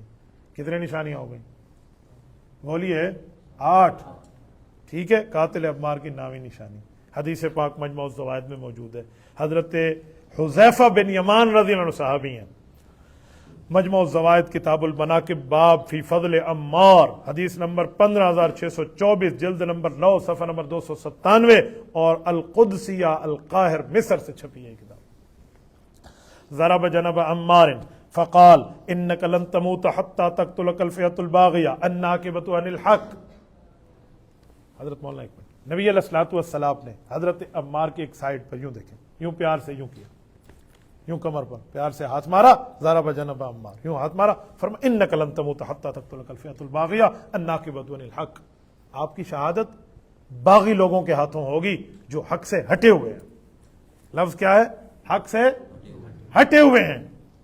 اب آئیے، میں حدیث پاک آپ کے سامنے پڑھ چکا ہوں یا نہیں پڑھ چکا، کہ حضور پاک نے فرمایا کہ جو پیدا ہوں گے خارجی لوگ، ان سے قتال وہ گروہ کرے گا جو حق کے زیادہ قریب ہوگا۔ پتہ چلا حضرت معاویہ حضرت علی المرتضیٰ کا گروہ حق پہ ہے، حضرت علی حق پہ زیادہ ہیں، حضرت معاویہ حق کے قریب ہیں، قتال وہ کریں گے جو حق سے زیادہ قریب حضرت علی کریں گے۔ تو اس حدیث نے تو حضرت معاویہ کو حق پر بتایا اور قاتل عمار کو الناکبۃ عن الحق بتایا، حق سے دور ہونا بتایا۔ اس سے بھی سمجھ آیا کہ قاتل عمار اور ہے اور گروہ حضرت معاویہ اور ہے۔ آؤ 10ویں نشانی، الفئۃ الباغیہ، باغی گروہ ہوگا، حضرت عمار کا قاتل حضرت امام ابو عاصم مخلد الشیبانی رحمۃ اللہ علیہ 287 میں فوت ہوئے، آج 1447 ہے، 1200 سال پہلے کے آدمی ہیں، 1250 سال۔ وہ حدیث پاک لائے ہیں، حضرت سوید بن غفلہ حضرت علی کے شاگرد ہیں، مایا ناز شاگرد ہیں، ان سے روایت لائے ہیں اپنی کتاب السنہ لابن ابی عاصم باب المارکہ والحروریہ والخوارج، جلد نمبر 2، صفحہ 441، المکتب الاسلامی بیروت لبنان سے چھپی ہے۔ وہ فرماتے ہیں سألت علیًا، حضرت علی کے شاگرد کہتے ہیں میں نے حضرت علی المرتضیٰ سے پوچھا، ان الخوارج، خارجی کون ہیں جن سے ہم جنگ لڑ رہے ہیں؟ آپ کو ان کے بارے میں کوئی رسول اللہ صلی اللہ علیہ وسلم کی تعلیمات، حضور پاک کا فرمان، نبوت کا ارشاد کوئی پتہ ہے؟ تو حضرت علی المرتضیٰ نے اپنے شاگرد جو تابعی ہیں ان کو پتہ، جی ہاں مجھے پتہ ہے، میں خارجیوں سے ایسی جنگ نہیں لڑ رہا۔ تو کہا ارشاد فرمائے، تو کہتے ہیں حضرت علی المرتضیٰ نے فرمایا جاءذو صدیی مخدجی الی رسول اللہ صلی اللہ علیہ وسلم وهو یقسم فقال کیف تقسم واللہ ما تعدل فقال من یعدل، کا ایک شخص آیا جس کا نام تھا ذو صدیی مخدجی، یہ بے ایمان حضور کے سامنے آیا ہے، مسلمانیت کے لبادہ اڑا ہوا ہے، اندر کا منافق ہے، اور آ کے حضور پاک کہتا ہے کیا کر رہے ہیں؟ نبی علیہ السلام مال غنیمت تقسیم فرمان، حضور نے فرمایا مال غنیمت تقسیم کر رہا ہوں، کہا کیسے تقسیم کرے؟ تو بے انصافی کر رہے ہیں، ما تعدل، آپ کوئی عدل نہیں کر رہے۔ تو حضور پاک نے فرمایا میں عادل، اگر میں نے انصاف نہیں کرنا تو کس نے کرنا ہے؟ تو قال فہم بہ اصحابہ، حضرت عمر، حضرت خالد بن ولید، باقی صحابہ بیٹھے ہیں، انہوں نے تلوار سے ایسے نیام سے نکال لیا کہ جو نبی علیہ الصلوۃ والسلام کو بے انصافی کا طعنہ دے رہا ہے کہ اس کا علاج تو اور کوئی نہیں ہے، یعنی یوں تلوار نیام سے نکالیا، تو نبی علیہ الصلوۃ والسلام نے دیکھا ہے نا، متوجہ ہوئے کہ یہ تو اس کا کام پورا کر دیں گے، حضور نے فرمایا دعوہ، ایک منٹ چھوڑ دو اس کو، چھوڑ گیا کہ حضرت علی شاگرد کو سنا لیں کہ چھوڑ دیا، فرمایا سیکفوکموہ غیرکم، تم نہیں تو ہمارے بعد والے اس کو ماریں گے، چھوڑ دو اس کو۔ کہا یقتل فی الفیۃ الباغیہ، یہ باغی گروہ کے اندر قتل ہوگا، کیا ہوگا؟ یزو صدی مخدجی منافق، تم چھوڑ دو صحابہ، تم نہ مارو، بعد والے ماریں گے، اور یہ باغی گروہ کے اندر مارا جائے گا۔ یمرقون من الدین کما یمرق السہم من الرمیہ، یہ ایسے دین سے نکلیں گے جیسے تیر کمان سے نکلتا ہے۔ قتالہم حق علی کل مسلم، ان سے لڑنا پھر مسلمان کے لیے تو حق بن جائے گا، ایک وقت آئے گا۔ اب یہ ذو صدیہ مخدجی قتل ہوگا کس میں؟ فیع باغیہ میں۔ کہاں قتل ہوگا؟ یہ حضرت علی سنا رہے ہیں اس کے مردار ہونے کے اوپر ٹھہر کے، شاگرد کو دکھا رہے ہیں دیکھو جنگ نہروان میں خارجی گروپ میں یہ ذو صدیہ مخدجی قتل ہوا، تو حضور پاک علیہ الصلوۃ والسلام نے مجھے اس بارے میں یہ فرمایا تھا، پتہ چلا نہروان والے خارجی ہیں، وہی باغی ہیں، اور انہی کو حضور پاک نے فیع باغیہ فرمایا ہے، یہ قاتل عمار ہیں۔ حضرت معاویہ کے گروہ تو اس سے علاوہ ہے، یہ سرکار کی تعلیمات ہے۔ اچھا آپ کہیں کہاں قتل ہوا تھا، یہ کس نے کہا تھا، اس کا حوالہ بھی دے دوں۔ امام ابن تیمیہ رحمۃ اللہ علیہ اپنی کتاب الصارم المسلول میں فرماتے ہیں، اس کتاب کا نام بھی یاد رکھ لو، الصارم المسلول علی شاتم الرسول، اس کا مسئلۃ الاولی ہے، منصب النبی کا باب ہے، اور اس کا صفحہ 228 ہے، یہ الحرس الوطنی السعودی المملکۃ الریاض سے چھپی ہے۔ امام ابن تیمیہ فرماتے ہیں فہذا رجل، یعنی ذو صدیہ مخدجی، قد نص القرآن انہ من المنافقین بقولہ ومنہم من یلمزک فی الصدقات، کہ یہ منافق تھا اور یہ یہاں قتل ہوا، اس کے خلاف قرآن کی آیت بھی اتری ہوئی ہے۔ تو فیع باغیہ تو خارجی حضور کی زبان سے ارشاد فرمایا جا رہا ہے۔ آج کا کوئی مولوی اٹھ کر یہ حضور پاک کی زبان کو غلط کہہ سکتا ہے؟ آج کا کوئی بندہ اپنی بات کر دے کہ جی میں ایسے، تو ایسے نہیں، رسالکار کی زبان ہے، رسالت مآب کا فرمان ہے، وہ حرف آخر ہے کہ جو باغی ہیں وہ وہی ہیں جو قاتل عثمان ہیں اور قاتل عمار ہیں۔ میرے دوستو، یہ اس سے سمجھ آیا کہ رسول اللہ صلی اللہ علیہ وآلہ وسلم نے حضرت عثمان رضی اللہ عنہ کے قاتل کو کیا فرمایا، اور پھر اسی قاتل بے ایمان نے حضرت عمار رضی اللہ عنہ کو اسی گروہ نے شہید کیا۔ اور یہاں ایک بات یاد رکھیں، حضرت عثمان رضی اللہ عنہ کا صرف قاتل باغی نہیں ہے، حضرت عمار کا قاتل صرف یہ باغی نہیں ہے، ان ظالموں نے بہت سے قتال اور بھی کیے ہیں۔ حضرت طلحہ کے قاتل وہی قاتلین عثمان، حضرت زبیر کے قاتل وہی قاتلین عثمان خارجی باغی، حضرت عمار کے قاتل وہی خارجی باغی حضرت عثمان کے ساتھ ساتھ، پھر حضرت علی کے قاتل بھی وہی خارجی اور باغی۔ حضرت علی کے قاتل کا کیا نام ہے؟ عبد الرحمن بن ملجم، یہ خارجی ہے، یہ حضرت علی کا قاتل ہے، اور اس کا ایک بڑا بھائی ہے، یہ احتجاج طبرسی بھی موجود ہے، اور ہماری کتاب ابن کثیر میں بھی اور طبری بھی موجود ہے۔ اس کے بڑے بھائی کا نام ہے خالد بن ملجم، یہ حضرت عثمان کا قاتل ہے۔ حضرت مولانا میں ملنے گیا مولانا میر محمد میالوی رحمۃ اللہ علیہ سے، بہت بڑی شخصیت تھی، وہ دنیا اسلام میں ان کا چرچا ہے، آج سے 20 سال پہلے ان کا انتقال ہے یا 25 سال پہلے، بوڑھے تھے اس وقت، میں ان سے ملنے گیا، مجھے اپنے ساتھ کھانا کھلایا، اور قاتل عثمان اور قاتل علی اور قاتل عمار پہ بات چلی، تو مجھے فرمانے لگے حضور پاک کے دامادوں کو شہید کرنے والا ایک گھرانہ ہے، ایک ہی گھرانہ ہے۔ میں نے کہا وہ کیسے؟ کہتے حضرت علی کے قاتل کا کیا نام ہے؟ میں نے کہا عبد الرحمن بن ملجم۔ حضرت عثمان کے قاتل کا نام پوچھا، مجھے نام نہیں آ رہا تھا۔ میں نے کہا حضرت عثمان کے قاتل کا نام وہ ایک باغی گروہ تھا، کہتے ہیں نام لینا، خالد بن ملجم، تو خالد بھی ملجم کا بیٹا، عبد الرحمن بھی ملجم کا بیٹا، ایک حضور کے دوہرے داماد کو شہید کر رہا ہے، ایک حضور کے اکارے داماد کو شہید کر رہا ہے، ایک حضرت عثمان کا قاتل، ایک حضرت علی کا قاتل ہے، تو ایک گھرانہ نہ ہوا؟ یہ بعد میں جا کے جب میں لوگوں میں حسینوں کی تحریر کر رہا تھا تو مجھے باحوالہ بات ملی اور میں نے اس کو اس میں تحریر کی، تو اس سے پتہ چلا کہ یہ خارجی گروہ جو تھا جس کو باغی گروہ کہتے ہیں، یہ صحابہ کا قاتل ہے۔ اس کا حضرت معاویہ سے کیا تعلق؟ اس کا حضرت ابو الغادیہ سے کیا تعلق؟ ایسے ہی لوگوں نے ادھر ادھر کی بات مشہور کر کے ڈال دی۔ تو اس معاملے کو تھوڑا سمجھیں تاکہ آپ کو کچھ بات سمجھ آئے کہ معاملہ ہے کیا۔ میرے دوستوں، حضرت اس کی تفصیل آپ کو ملے گی خلافت حیدری اور حضرت حسین، یہ لوگوں میں حسین جلد نمبر 2 میں جنگ نہروان پہ آپ پڑھیں گے، آپ کو اس میں تفصیل آ جائے گی۔ اب پوری احادیث کا خلاصہ نکالیں۔ میں نے کہا نا قاتل عمار کو ڈھونڈتے ہیں 2812 میں، تو اب 10 حدیثیں میں نے دی ہیں نا، تو 10 چیزیں ثابت ہو گئی کہ قاتل عمار کون ہے۔ سنیں ذرا، جتنے حدیث کے حوالے دے چکا ہوں اب میں صرف خلاصہ دینے لگا ہوں، حوالے پہلے آ گئے۔ فرمایا وہ صحابی نہیں ہوگا، وہ باغی ہوگا، وہ چھوٹا گروہ ہوگا، وہ جہنم کی طرف بلانے والا ہوگا، وہ جہنمی ہوگا، وہ بدبخت ہوگا، شریر ہوگا، بد کردار ہوگا، حق سے روگردانی کرنے والا ہوگا، اور خوارج کی جماعت ہوگی۔ یہ 10 کی 10 نشانیاں حضرت عمار کے قاتل میں ہیں، اور ساری کی ساری باغیوں کے اوپر، خارجیوں کے اوپر، قاتلین عثمان کے اوپر پوری ہیں۔ ان سے حضرت معاویہ، حضرت عمرو بن عاص، حضرت ابو الغادیہ کا کوئی تعلق نہیں۔ اگر اس کے بعد بھی کوئی ہمت کر کے کہے نا کہ حضرت معاویہ اور ابو الغادیہ اور فلاں فلاں یہ مراد ہے، تو میرا پھر ان سے سوال ہے کہ حدیث کی 10 نشانیاں آ گئیں، اب تم حضرت معاویہ اور حضرت ابو الغادیہ پہ فٹ کرو گے نا، تو جرت کریں، پھر پہلے ایک کام کریں۔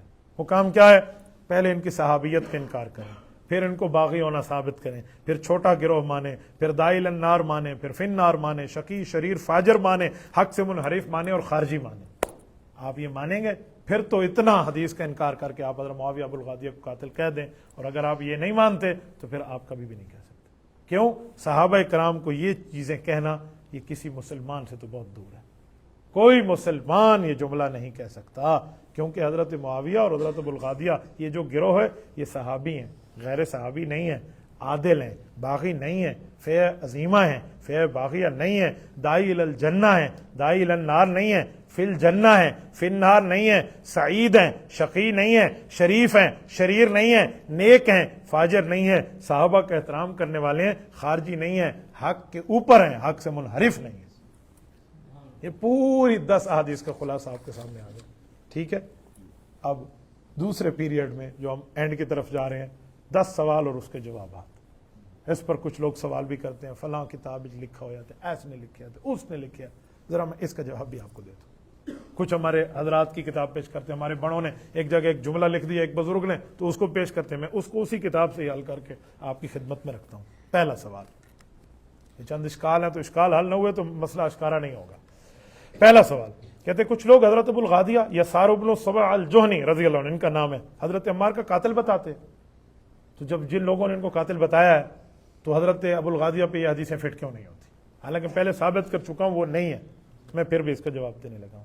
میں نے کہا حضرت ابو الغادیہ کو جانتے ہو، وہ ہے کون؟ حضرت ابو الغادیہ کا تعارف تو کر لیں، او امام ذہبی رحمۃ اللہ علیہ سیر اعلام النبلاء میں ان کا تعارف کراتے ہیں۔ امام ذہبی 748 میں فوت ہوئے ہیں، اب 1447 ہے، 699 سال پہلے کے ہیں، نا 701 سال پہلے کے ہیں۔ کیا فرماتے ہیں؟ کہ ابو الغادیہ صحابی بن مزینہ وکیل بن جوہینہ وجوہ العربی وفرسان اہل الشام یقال شہد الحدیبیہ ولہ حدیث مسندۃ۔ فرمایا ابو الغادیہ صحابی ہیں، مزینہ قبیلے اور جوہینہ قبیلے، ان میں سے کسی ایک قبیلے کے بڑے سردار رہے ہیں، عرب کے وجوہ العرب، عرب کے شاہ سوار اور وجاہت والے انسان ہیں۔ فرسان و اہل الشام، کہتے ہیں اہل شام میں ان سے بڑا گھڑ سوار کوئی نہیں تھا، اتنا ان کو گھوڑے کے اوپر عبور تھا۔ شاہد الحدیبیہ، یہ حضور پاک کے ساتھ صلح حدیبیہ میں شامل ہیں، اور ان سے تو کئی احادیث مروی ہیں۔ صلح حدیبیہ والا کون ہے؟ جس کو قرآن کہتا ہے لقد رضی اللہ عن المؤمنین اذ یبایعونک تحت الشجرہ، اللہ اس مومن سے راضی ہو گیا جو درخت کے نیچے حضور کی بیعت کر رہا تھا۔ اور حضور کیا فرماتے ہیں؟ صلح حدیبیہ والا کون ہے؟ یہ مسلم شریف کی حدیث ہے، اور مسلم شریف کی حدیث میں حضرت جابر راوی ہیں، صحیح مسلم باب من فضائل اصحاب الشجرہ حدیث نمبر 2496 ہے۔ وہ ارشاد فرماتے ہیں، حضور پاک نے فرمایا یقول عند حفصہ، حضرت حفصہ رضی اللہ عنہ کے گھر میں تھے، حضور پاک فرمان لگے لا يدخل النار انشاءاللہ من اصحاب الشجرہ وعہد الذین بایعوا تحتها۔ فرمایا اصحاب شجرہ حدیبیہ والوں میں کوئی جہنم نہیں جائے گا جن نے میرے ہاتھ پر بیعت کی ہے۔ تو حضور پاک نے تو ابو الغادیہ کو جنت کی سرٹیفکیٹ دی ہے، خدا نے رضا کی سرٹیفکیٹ دی ہے، اور آپ ان کو قتل کی سرٹیفکیٹ دے رہے ہیں، آپ ان کو قاتل عمار بنا رہے ہیں۔ تھوڑا تو گزارا کر لیں، کیسے ان کے اوپر یہ چیزیں شامل ہوں گی؟ دوسرا سوال کہتے ہیں حضرت عمار بن یاسر کی شہادت کے بارے تاریخ الطبقات الکبریٰ میں بھی ایک روایت ہے، اور وہاں سے پتہ چلتا ہے کہ حضرت ابو الغادیہ جو ہیں وہ قاتل ہیں، یہ روایت موجود ہے۔ پوری کی پوری روایت ہے، ایک رکوع کی ہے، میں نے ساری لکھ دی ہے، آپ کتاب سے دیکھ لیں گے، لیکن اس کا جواب میں دیکھنے لگا ہوں۔ اگر اس روایت کو اتنا دیکھیں کہ ابو الغادیہ قاتل ہے، پورا نہ دیکھیں تو شبہ پڑتا ہے، لیکن پورا دیکھیں تو معاملہ کھل کے آ جاتا ہے۔ آؤ میں اس روایت کو پورا پڑھ دیتا ہوں۔ پورا کیا ہے؟ کلثوم بن جبر اور ابو حفص یہ دونوں کہتے ہیں ابو الغادیہ جو تھے وہ کہہ رہے تھے کہ حضرت عمار بن یاسر تو حضرت عثمان کو بڑی بڑی گالیاں دیتے تھے، تو میں نے سوچا تھا میں ان کو قتل کر دوں۔ اب مجھے بتائیں، یہ روایت جو صحابہ کو ایک دوسرے کو گالیاں دینے والی بتا رہی ہے، یہ کس لیول کی ہے؟ ذرا اس کو چیک تو کریں۔ تو صحابہ کو گالیاں والی بتا، قرآن کہتا ہے رحماء بینہم، وہ بھائی بھائی ہیں، ان میں محبت، پیار، تعلق، عقیدت، الفت، یگانگت ہے، اور یہ کہتے ہیں گالیاں دے رہے ہیں، اور وہ بھی خلیفہ سوم حضرت عثمان کو، اور حضرت عمار جیسا بندہ دے رہا ہے، یہ جملہ کہہ رہے ہیں اس میں۔ تو میں نے اس روایت کو ذرا کھنگالا کہ ذرا دیکھا تو صحیح معاملہ ہے کیا، ان میں راوی کون ہے، بندے کون ہیں۔ اب ذرا اس روایت کو دیکھیں۔ محدثین کرام نے فرمایا اس میں دو راوی ہیں، ایک ابو الحفص سعید بن جمحان، ایک ابو ربیعہ کلثوم بن جبر۔ کہتے ہیں ان دونوں کا معاملہ کیا ہے؟ کہا یہ تو دونوں راوی ضعیف ہیں، یہ تو غلطیاں کر جاتے ہیں، حدیث میں مضبوط نہیں ہے۔ کہا کس نے کہا؟ پہلی بات الجرح والتعدیل میں ابو حاتم رازی نے فرمایا قال یحییٰ بن معین ابو حفص سعید بن جمحان شیخ یکتب حدیث ولا یحتج بہ۔ کہ بزرگ آدمی ہے، حدیث تو سناتے ہیں لیکن اس کی حدیث سے استدلال نہ کرنا، یحییٰ بن معین کہہ رہا ہے۔ دوسرا امام ذہبی خود فرماتے ہیں میزان الاعتدال میں قوم یضاعفونہ، کہ ایسا راوی ہے پورے محدثین کی قوم کہتی ہے ضعیف ہے۔ ٹھیک ہے، اس کے بعد آگے جائے تو امام مغلطائی رحمۃ اللہ علیہ امام بخاری کے حوالے سے لکھتے ہیں کہ یہ راوی ایسا ہے ذکر حدیث فقال فیہ عجائب، امام بخاری نے اس کی حدیث بیان کی اور کہنے لگے یار اس کی حدیث میں بڑی عجیب عجیب باتیں ہیں، اس کی سند میں بڑی عجیب عجیب باتیں ہیں۔ یہ اکمال فی تہذیب اکمال اسماء الرجال کے اندر پوری بات موجود ہے۔ اور میرے دوستو دوسرا راوی کلثوم بن جبر، تو اس کے بارے میں امام نسائی رحمۃ اللہ علیہ سنن کبریٰ کتاب التفسیر میں لکھتے ہیں ھذا لیس بالقوی وحدیثہ لیس بالمحفوظ، فرمایا یہ راوی حدیث میں مضبوط نہیں ہے اور اس کی بیان کی ہوئی روایت کوئی محفوظ روایت نہیں ہوتی۔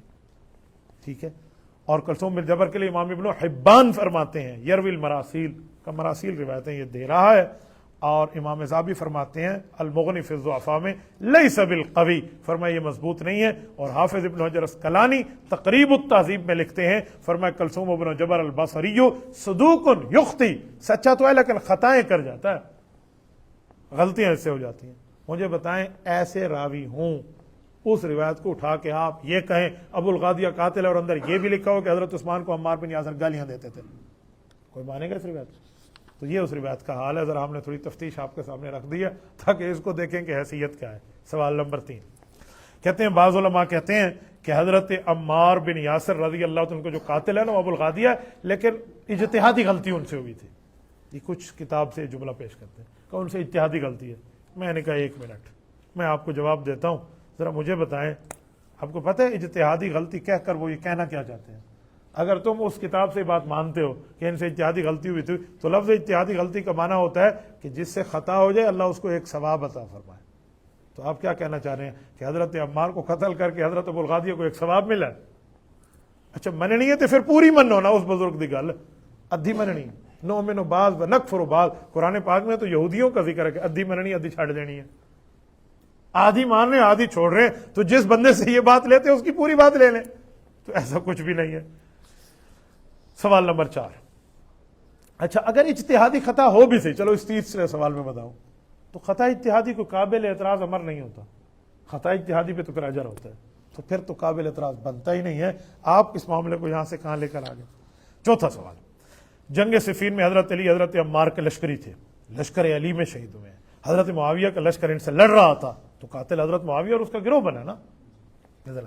ادھر حضرت علی ہیں ان کے ساتھ عمار ہیں، ادھر حضرت معاویہ ہیں ان کے ساتھ ان کا لشکر اور ابو الغادیہ، لہٰذا سامنے والا قاتل ہی بنا نا، یعنی دو لشکر ٹھہرے، دوسرا ہر پہلے لشکر کا قاتل ہے، یہ بھی کوئی لاجک ہے دنیا میں؟ چلو میں اس کے جواب دیتا ہوں۔ اگر یہی بات ہے، حضرت عائشہ رضی اللہ عنہ سے جب حضرت علی کی جنگ ہوئی ہے، جنگ جمل، جنگ تو نہیں تھی، لڑائی تو ظالموں نے تھا، ادھر قتل ہوئے ہیں حضرت طلحہ، ادھر قتل ہوئے حضرت زبیر، ادھر حضرت علی ہیں رضی اللہ عنہ۔ میں اس بے ایمان کو اس کے جواب میں پوچھنے لگا ہوں، حضرت زبیر کے قاتل کے لیے حدیث موجود ہے، اور وہ حدیث ہے نبی پاک صلی اللہ علیہ وسلم نے ارشاد فرمایا، البدایہ میں موجود ہے، بشر قاتل ابن صفیہ بالنار، میری پھوپھی صفیہ کے بیٹے حضرت زبیر بن العوام کے قاتل کو جہنم کی خوشخبری سنا دو. یہ حضرت عائشہ کے لشکر میں شہید ہوئے ہیں, وہیں سے نکل کے حضرت علی المرتضیٰ کے لشکر کے مقابلے میں قتل ہوئے ہیں. نعوذ باللہ نعوذ باللہ نعوذ باللہ. کوئی بے ایمان حضرت علی پر جہنمی ہونے کی بات کرے گا اس لیے کہ حضرت عمار سامنے والے لشکر میں شہید ہوئے ہیں. فما جوابوں کو فوا جواب ہونا, جو آپ کا ہے وہی ہمارا ہے, اس کا جواب آپ دے دیں. کبھی بھی نہیں دیں گے. کہتے ہیں نہیں ان کا تیسرا گروہ قاتل تھا, یہاں بھی حضرت عمار کا تیسرا گروہ قاتل تھا, اس میں حضرت علی اور معاویہ کا تعلق نہیں ہے. میرے دوستو یہ معاملہ یہ آپ کے سامنے واضح ہو گیا. لیکن اب یہاں ایک بات سنیں, یہ جو میں گفتگو کر رہا ہوں میرا مطلب نہ حضرت علی پر طنز ہے نہ حضرت معاویہ پہ طنز ہے, دونوں ہمارے آنکھ کے تارے ہیں. بتانا یہ چاہ رہا ہوں کہ یہ جو حضرت عمار بن یاسر کی حدیث کو ڈھال بنا کر معاویہ پہ بک بک کرتے ہیں, ہم ان کو واضح کر دیں, ورنہ حضرت علی المرتضیٰ کے معاملے میں ہم کل بھی ساتھ تھے, آج بھی ساتھ ہیں. ہمیں حضرت علی المرتضیٰ سے نعوذ باللہ کسی قسم کے کوئی بغض اور اختلاف کی بات نہیں ہے. ان کی خلافت تو خلافت راشدہ ہے, علی منہاج النبوہ ہے. سوال نمبر 5 کہتے ہیں الفیۃ الباغیہ باغی گروہ ہے, خارجی گروہ ہے, سبائی گروہ ہے, انہوں نے شہید کر دیا تمہارے مطابق حضرت عمار کو, تو ان کو فائدہ کیا تھا؟ کیا فائدہ تھا؟ یہ کہنا یہ چاہتے ہیں کہ یہ باغی گروہ تو حضرت علی المرتضیٰ کے لشکر میں گھسا ہوا تھا, تو یہ اپنے لشکری کو مار کے کیا فائدہ ہوگا ان کو, اپنے بندے کو مار کے؟ تو میں نے کہا اس کا جواب میں آپ کو دینے کے لیے 2 باتیں عرض کرتا ہوں. پہلی بات تو یہ کہ 10 نشانیاں میں آپ پڑھائے ہیں, 10 نشانیوں کے اندر قاتل کون بنتا ہے؟ یہی خارجی باغی بنتے ہیں. پہلی تو یہ بات ثابت ہے.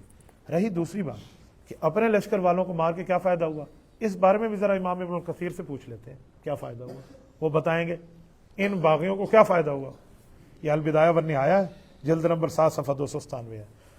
وقد کان ذو القلع سمع قول عمر بن العاص یقول قال رسول اللہ صلی اللہ علیہ وسلم لعمار تقتلک الفئۃ الباغیہ وآخر شربۃ تشربها ساء اللبن فکان ذو القلع یقول لعمر ویحک وهذا ما هذا یا عمر فیقول له عمر انه سیرجع الینا. ایک روایت یہ بھی ہے, اگرچہ اس پہ کلام ہے لیکن میں جواب کے طور پہ پیش کر رہا ہوں کہ صحابہ کرام کی باتیں حضرت معاویہ کے لشکر میں چل رہی ہیں کہ ان قریب حضرت عمار بن یاسر ہمارے ساتھ مل جائیں گے, ان قریب حضرت عمار بن یاسر ہمارے ساتھ مل جائیں گے, ادھر آ جائیں گے. ان کا موقف یہ ہو جائے گا. جب یہ بات چلی خارجیوں تک یہ بات پہنچی, وہ کہنے لگے ہم تو لڑانے کے لیے لے کر آئے ہیں حضرت علی حضرت معاویہ کو, اور اگر عمار جیسا بندہ ادھر چلا گیا ہمارے موقع میں تو پانی مل جائے گا, تو انہوں نے مار دیا. سوال کا جواب یہ بھی ہوگا. تو آپ کہتے ہیں کوئی فائدہ نہیں ہے, میں تو فائدہ دکھا رہا ہوں. جو جواب آپ کا وہی, جو سوال آپ کا وہی جواب ہمارا, تو یہ جواب کتابوں میں یہ بھی موجود ہے. اس کے اوپر میں ایک بات کہتا ہوں کہ یہ چوری یہی نکلی. کیسے؟ داغ دہلوی مرحوم ایک شاعر ہیں جن کا نام ہے ابراہیم نواب مرزا خان, 1323 میں فوت ہوئے ہیں, آج 1447 ہے, 190 سال 95 سال بنتے ہیں. انہوں نے اپنی کتاب بیاض سکون باب غزلیات غزل نمبر 17, یہ کتاب کا حصہ نمبر اول ہے, دفتر نمبر 8 ہے, صفحہ نمبر 34 ہے. سید خاور حسین شاہ کتاب گھر, یہ آپ کے لائل پور سے چھپی ہے, اس زمانے میں فیصل آباد کو لائل پور کہتے تھے. ان نے یہاں ایک لفظ لکھا. اب فیصل آباد میں بیٹھا ہوں تو فیصل آبادی کتاب کا بھی ایک شعر سنا دو نا, جگت نہ ہوئے تو پھر تو فیصل آبادی کی گل پوری نہیں ہوتی نا. وہ کہتے ہیں نگاہ نکلی نہ دل کی چور نہ زلف امبری نکلی, ادھر لا ہاتھ کھول مٹھی یہ چوری یہیں نکلی. ٹھیک ہے, تو یہ بات بھی یہی نکلتی ہے. سوال نمبر 6 کہتے ہیں کیا کسی صحابی نے بھی یہ کہا ہے کہ فرقہ خوارج, یہ خارجی, یہ قاتل عثمان لوگ حضرت عمار کے قاتل ہے, کیا صحابی نے بھی کہا ہے؟ کہا ہے تو دکھاؤ. یہ سوال اگرچہ ایک عجیب ہو لیکن میں جواب دینے لگا ہوں. صحابی نہیں, صحابہ نے کہا ہے, کئی صحابہ نے. اس کو بھی ہم پیش کر دیتے ہیں. آپ کہیں گے کیسے؟ حضرت عبداللہ بن عباس حضور پاک صلی اللہ علیہ وسلم کے چاچو, حضرت ابو سعید چاچو کے بیٹے حضرت ابو سعید خدری حضور پاک علیہ الصلوۃ والسلام کے صحابی, ٹھیک ہے. علی بن عبداللہ بن عباس حضرت عبداللہ بن عباس کے بیٹے. اس طرح یہ حضرات یہ اکٹھے گئے ہیں. کس سے؟ حضرت ابو سعید خدری سے حدیث سننے. حدیث کیا سننی ہے؟ قتل عمار کے بارے میں. یہ امام حاکم نے مستدرک علی الصحیحین قتال اہل البغی حدیث نمبر 2653 اور یہ رقم الحدیث ہے, اور اس کی جلد نمبر 2 ہے, صفحہ نمبر 162 ہے. یہ صحابی گئے ہیں حضرت ایک اور صحابی حضرت ابو سعید خدری سے بات کر رہے ہیں کہ جی مجھے بتائیں قتل عمار کے بارے میں حضور پاک نے کیا فرمایا تھا. تو یہاں لفظ بولا عبداللہ بن عباس نے, انطلقا الی ابی سعید فاسمع منہ فی حدیثی فی شان الخوارج، جاؤ حضور کی حدیث ہے خارجیوں کے بارے میں، وہ سن کے آئے. کن کے بارے میں؟ آگے پوری کی پوری حدیث عمار، یہی 2812 ذکر کی ہے کہ حضرت عمار کا قاتل باغی ہوگا، جنت کی طرف، جنت سے پوری ترتیب آ گئی. تو اس سے پتہ چلا صحابہ بھی سمجھتے تھے کہ یہ فی شان الخوارج یہ خارجیوں کے متعلق ہے، صحابہ نے بھی کہہ دیا، اس بارے میں تو کوئی اشکال نہیں ہے. اور میں کہتا ہوں انطلق الی ابی سعید فاسمع منہ فی حدیثی فی شان الخوارج، فیصلہ کر کے رکھ دے گی یہ بات. یہ رسول اللہ صلی اللہ علیہ وسلم کے فرمان پر صحابہ کرام نے قول فیصل بتا دیا.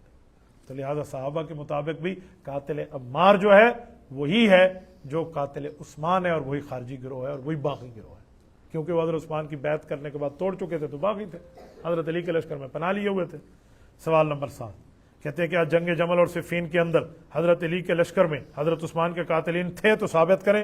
یہ جو ہم کہتے ہیں نا جو حضرت علی مرتضیٰ کے لشکر میں چھپے ہوئے تھے، جن کے بارے میں معاویہ کہتے تھے ہمارے حوالے کریں، کہ ثبوت دیں کہاں تھے. یہ بھی اس طرح کا سوال ہوتا ہے. ایک پروفیسر نے مجھ سے کالج میں سوال کیا تو میں نے پھر اس کو یہاں ایڈریس کیا. میں نے کہا اگر کبھی پوچھیں تو چلو ثبوت دے دیں. میں نے 3 ثبوت ان کے یہاں پیش کیے. پہلا ثبوت کہ حضرت علی کے لشکر میں ایک قاتلین کا گروہ چھپا ہوا تھا، موجود تھا. پہلا ثبوت البدایہ والنہایہ جلد نمبر 7 صفحہ نمبر 288 فذهب الى علی فقال هؤلاء الذين ترون فخرج خلق كثير. یہ پورا واقعہ ہے. حضرت ابو درداء اور حضرت ابو امامہ باہلی رضی اللہ عنہما 2 صحابی ہیں، میں کل بیان کر چکا ہوں، جن کو جنگ صفین میں صلح کے لیے حضرت علی کی طرف سے اور معاویہ کی طرف سے حضرت علی کی طرف آ جا رہے تھے. یہ حضرت معاویہ ان کی طرف سے جب حضرت علی کے پاس پیغام لے کر گئے کہ آپ قاتلین ہمارے حوالے کر دیں یا قتل کا بدلہ لے لیں، اور معاویہ کہہ رہے ہیں پہلے بیعت میں کروں گا.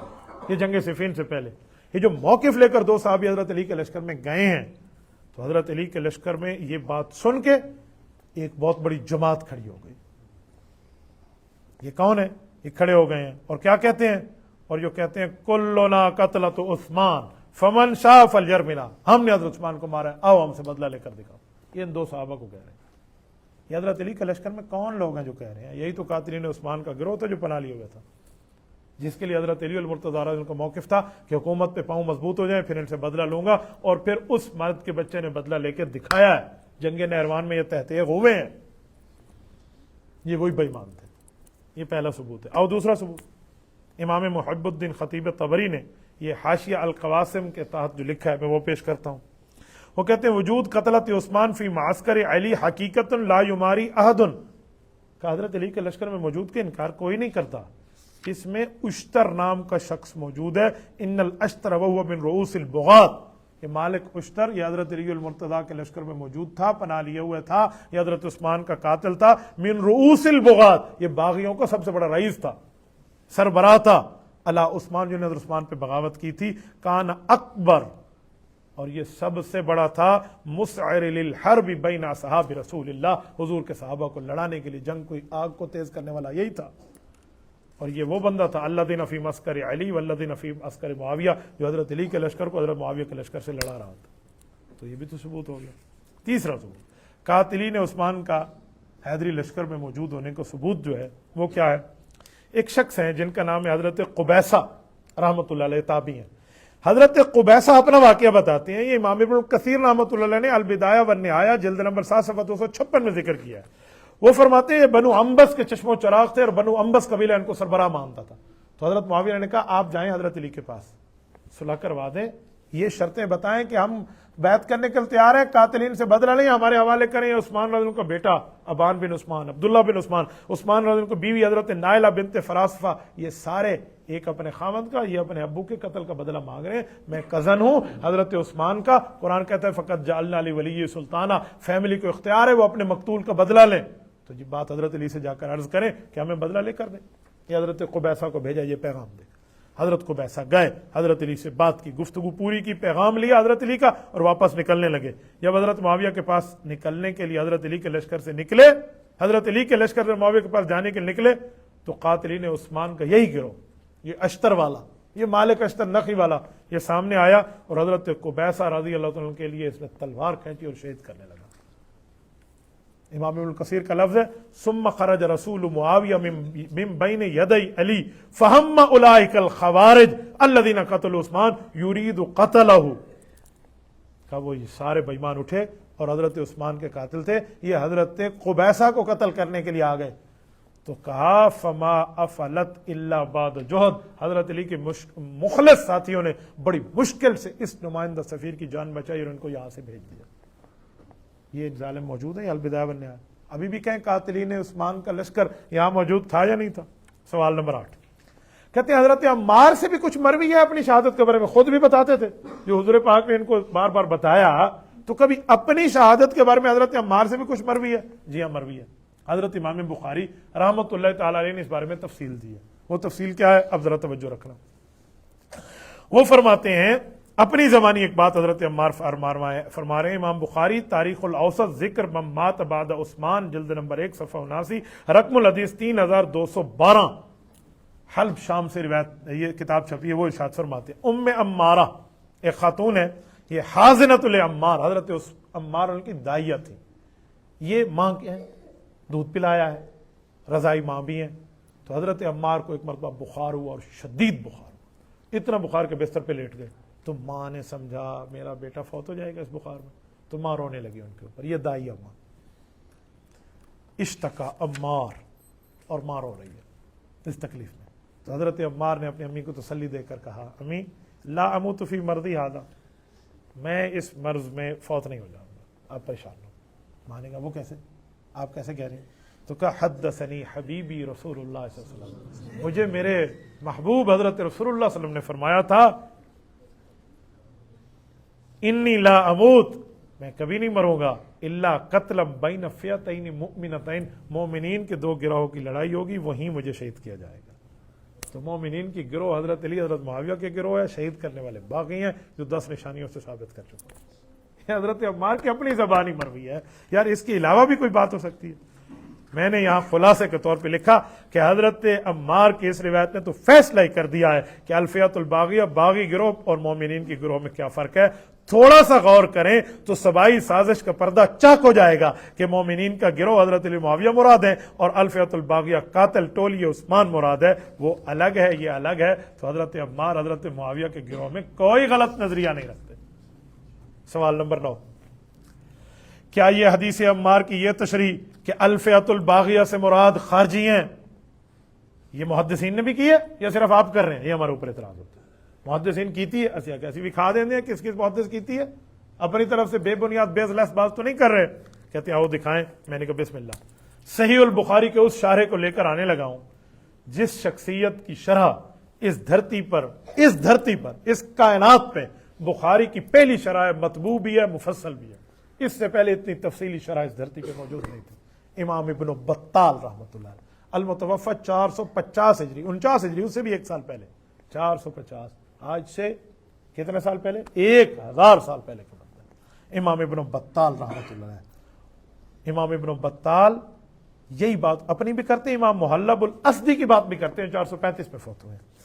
قال المحلب، حضرت امام محلب بھی فرماتے ہیں، امام ابن بطال بھی فرماتے ہیں کہ ھذا الحدیث، یہ جو حدیث عمار ہے جس میں فرمایا گیا تمہیں باغی گروہ قتل کرے گا، فرمایا اختلف فیہ، بہت سے لوگوں نے اس میں کئی قصے مختلف بیان کر دیے ہیں، صح قولہ، صحیح بات یہ ہے، یدعو الی الجنہ، حضرت عمار انہیں جنت کی طرف بلائیں گے، ویدعون الی النار، یہ لوگ انہیں جہنم کی طرف بلائیں گے، انما یصح ذلک فی الخوارج، یہ صحیح بات یہ ہے کہ اس جہنمی دعوت سے مراد خارجی لوگ ہیں، الذین بعثہم علی عمارا، جب حضرت علی المرتضی رضی اللہ تعالی عنہ نے حضرت عمار کو بھیجا تھا باغیوں کے پاس، یہ جنگ صفین کے اندر کی بات ہے، جب تحکیم پر باغیوں نے اعتراض کیا تھا نا، اس وقت کی بات ہے، یہ وہ نہروان والی بات نہیں ہے، ٹھیک ہے، یہ سمجھ لیں ورنہ یہاں پر بہت سے لوگوں کو اشکال ہوا ہے۔ تو حضرت عمار کو بھیجا لیدعو من الجماعہ، تاکہ وہ صفین کی جنگ میں ہمارا ساتھ دیں، ولیس فیہ احد من الصحابہ، کیونکہ یہاں پر ان کے قتل میں کوئی صحابی شریک نہیں تھا، لا یجوز لاحد من المسلمین،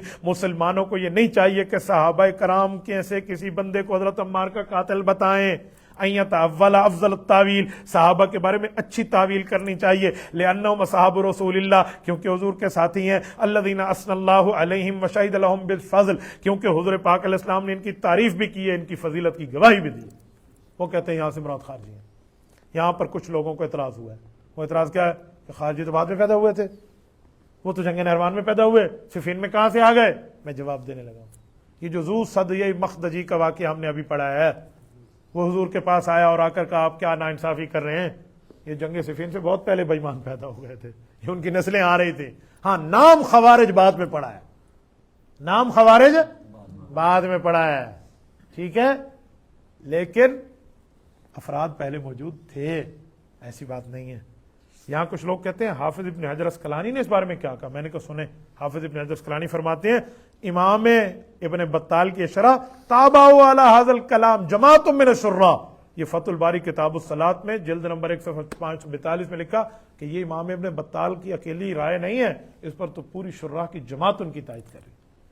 آگے حافظ ابن حجر اسقلانی رحمۃ اللہ نے ایک سوال کیا ہے، وہ کہتے ہیں یہاں جو لفظ ہے کہ حضرت علی نے خارجیوں کو سمجھانے کے لیے حضرت عمار کو بھیجا، کہ یہ کیسے ہو سکتا ہے کہ انما خرجوا علی علی بعد قتل عمار بلا خلاف بین اہل العلم، خارجی تو بعد میں پیدا ہوئے تھے حضرت عمار کے شہادت کے، تو حضرت علی المرتضیٰ نے ان کو شہادت کے بعد بھیجا تھا، تو یہ بھیجنے کا مطلب کیا ہے؟ تو میں نے کہا بہت آسان جواب ہے، یہ خارجیوں کا نام بعد میں پڑا تھا، گروہ پہلے موجود تھا.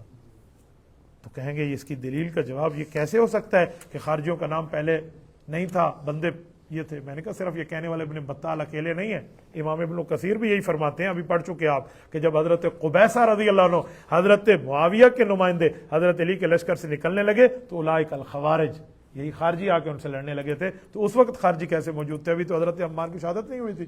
تو پتہ چلا یہی گروہ تھا جس کو کبھی خوارج کہا جاتا تھا، پراپر نام اس کا حضرت عمار کی شہادت کے بعد پڑا ہے.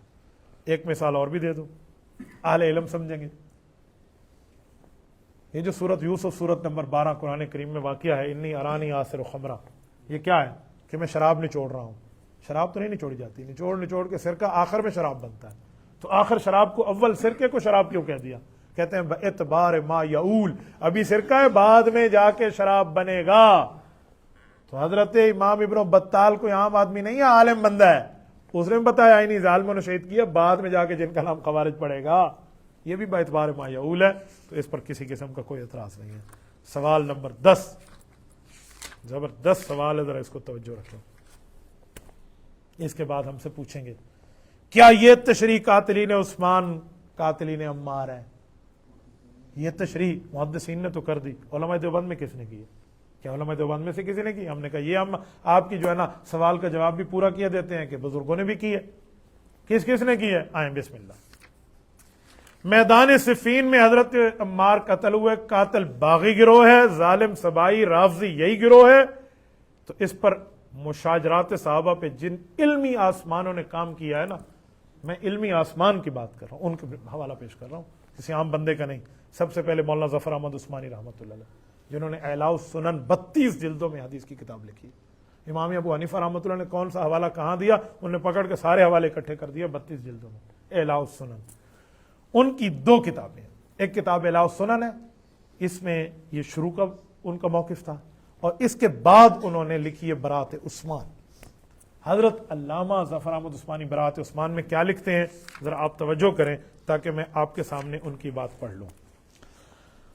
وہ فرماتے ہیں، سنیں یہ برات عثمان کا صفحہ 65-67 2 صفحے ہیں، میں اس کا خلاصہ پڑھنے لگا ہوں.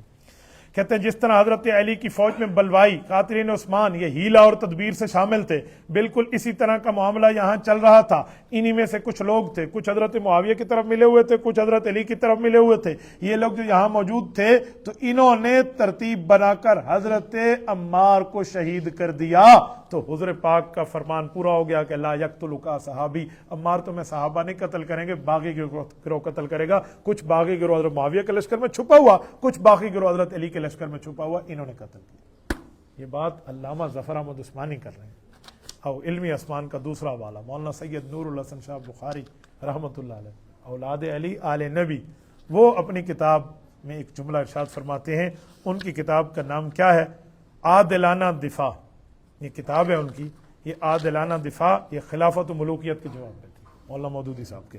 ان کا عنوان ہے جنگ صفین اور الفیۃ الباغیہ. اس کی جلد نمبر 2 ہے اور صفحہ نمبر 403 اور 405 ہے. عادلانہ دفاع بہت زبردست کتاب ہے. انہوں نے بھی یہی حوالہ ذکر کر کے کہا کہ الفیۃ الباغیہ سے مراد یہی خارجی، یہی قاتلین عثمان ہیں جو بعد میں قاتلین عمار بنے. علمی آسمان کا حوالہ نمبر 3 میرے استاذ مکرم شیخ الحدیث و تفسیر امام اہل سنت والجماعت حضرت مولانا محمد سرفراز خان صفدر رحمۃ اللہ علیہ ہیں. ان کی کتاب ہے احسان الباری لفہم البخاری. انہوں نے صحیح بخاری کے حوالے سے چند ابحاث اس میں لکھی ہیں. اس کی صفحہ نمبر 7 کی ایک عبارت پڑھنے لگا ہوں. وہ فرماتے ہیں شریر پارٹی کے شریر مضر منصوبہ ساز کارندے اسلام کو نقصان پہنچانے کے لیے حضرت علی کی فوج میں تو شامل ہو گئے تھے، ہیلا بہانے سے فتنہ سازی کے لیے حضرت معاویہ کے لشکر میں بھی گھسے ہوئے تھے، مخلص مسلمانوں کو ایک دوسرے پر زن کرنے کے لیے کوئی کام نہیں چھوڑتے تھے. یہی الفیۃ الباغیہ ہیں، یہی یدعون الی النار ہیں، یہی داعی الی النار ہیں. اور انہی لوگوں نے حضرت معاویہ اور ان کے گروپ میں چھپ کے یہ کام کیا. اور حضور پاک صلی اللہ علیہ وسلم نے حضرت عمار کو فرمایا تھا یا ابن سمیہ لا یقتلک صحابی، اے سمیہ کے بیٹے آپ کو میرے صحابی قتل نہیں کریں گے، تمہیں تو باغی گروہ قتل کرے گا. تو پتہ چلا یہی باغی اور خارجی گروہ حضرت عمار رضی اللہ عنہ کے قاتل ہیں. حضرت عمار کے قاتل میں کسی صحابی کا نام پیش نہیں کیا جا سکتا. یہ حضرت شیخ سرفراز خان صفدر رحمۃ اللہ کی بات. علمی آسمان کا چوتھا حوالہ، میں نے کہا میں نے 5 حوالے آپ کی خدمت میں لینے ہیں. میں اپنے شیخ اول شیخ العرب والعجم حضرت مولانا عبدالستار توسوی رحمۃ اللہ کو پیش کرنے لگا. انہوں نے حضرت عمار کے قاتل کے بارے میں کیا فرمایا ہے. ان کی کتاب تھی خلافت و ملوکیت کے جواب میں. ایک کتاب خلافت و ملوکیت کے جواب میں حضرت معاویہ اور تاریخی حقائق ہے، وہ زیادہ مشہور ہے. حضرت تقی صاحب ولی انہوں نے بھی کتاب لکھی ہے، مشرف دور میں اس پہ پابندی لگی تھی. اس کتاب کو لوگ ذکر نہیں کرتے، پتہ نہیں غریب مولوی ہے اس لیے اس کی کتاب تو ذکر نہیں ہوتا. تو ان کی کتاب کو میں حوالہ پیش کرنے لگا ہوں. مدلل جواب ان کی کتاب تھی خلافت و ملوکیت کے جواب میں. اس میں ان نے عنوان لکھا ہے کہ باغی ملعون تھے، حضرت عمار کے قاتل حضرت معاویہ نہیں تھے. یہ عنوان ہے. صفحہ نمبر 76 سے 78 تک انہوں نے بحث کی ہے اور فرمایا تقتلک الفیۃ الباغیہ جو ہے یہ باغی گروہ پہ فٹ ہے، حضرت معاویہ اور اس کی جماعت پہ نہیں ہے، کیونکہ حضور نے فرما دیا تھا یا عمار لا یقتلک صحابی ولکن تقتلک الفیۃ الباغیہ. فرمایا عمار تمہیں باغی گروہ قتل کریں گے، باغی گروہ اور ہے صحابہ اور ہیں. یہ حضور کا فرمان. یہ بات حضرت مولانا عبدالستار توسوی رحمۃ اللہ نے فرمایا. 5واں اور آخری حوالہ مولانا مہر محمد میالوی رحمۃ اللہ علیہ. میں نے ابھی ان سے اپنی ملاقات کو ذکر کیا جنہوں نے روافظ کے 1000 سوال کے جواب پر کتاب لکھی ہے. میں اس شخص کا حوالہ پیش کر رہا ہوں، مولانا مہر محمد میالوی رحمۃ اللہ علیہ. یہ اپنی کتاب میں ارشاد فرماتے ہیں، ان کی کتاب کا نام ہے معراج صحابیت. یہ معیار صحابیت کا جواب دیا تھا، کہا تھا باغی گروہ حضرت عمار کا قاتل ہے. ان کی کتاب کا صفحہ 232 ہے. یہ مجلس تحفظ ناموس صحابہ و اہل بیت پاکستان نے اس کو شائع کیا ہے. وہ اس میں ارشاد فرماتے ہیں کہ حضرت عمار رضی اللہ عنہ سابقون اولون میں تھے اور ان کے قاتل جو ہیں وہ باغی گروہ ہیں. کہا کیا ہوا تھا؟ کہ حضور پاک کے دور میں ایک کام ہوا تھا، جب مسجد نبوی کی تعمیر ہو رہی تھی صحابہ اینٹیں اٹھا کے دے رہے تھے تو سب سے زیادہ بھاری اینٹیں حضرت عمار اٹھا رہے تھے. ہوا یہ کہ کچھ صحابہ نے ان سے مزاح اور پیار کرتے ہوئے اپنی اینٹیں بھی حضرت عمار کو اٹھوا دی. اتنا حضرت عمار پہ بوجھ آیا نا تو حضرت عمار نے عرض کیا یا رسول اللہ قتلنی اصحابک قتلنی اصحابک، یہ آپ کے صحابہ ہیں اور مجھے مار رہے ہیں، اتنا بوجھ میرے اوپر رکھ رہے ہیں. کہتے ہیں حضور پاک نے فرمایا لا یقتلک صحابی ولکن تقتلک الفیۃ الباغیہ. کہ امام ابن ہشام نے روایت لکھی ہے کہ تمہیں میرے صحابہ نے نہیں قتل کرنا، تجھے تیرا قاتل تو باغی گروہ ہوگا. یہ مولانا محمد میالوی نے تفصیل سے لکھ دیا ہے. میرے دوستو اس سے سمجھ آیا کہ اکابرین علماء دیوبند بھی وہی بات فرما رہے ہیں جو پچھلے محدثین کی ہے. تو لہٰذا قاتل عمار کون ہے؟ باغی گروہ ہے. یہ قاتل عمار باغی گروہ کا میں نے آپ کے سامنے معاملہ پیش کیا ہے. اس سے صحابہ کرام حضرت علی، حضرت امام حسن، امام حسین، حضرت معاویہ، حضرت عمرو بن عاص، حضرت مغیرہ بن شعبہ، حضرت ابو الغادیہ رضی اللہ عنہ، جتنے یہ حضرات ہیں ان کا دامن پاک تھا، پاک ہے، پاک رہے گا. جزاکم اللہ تعالی. اقول قولی ھذا واستغفر اللہ وآخر دعوانا ان الحمد للہ.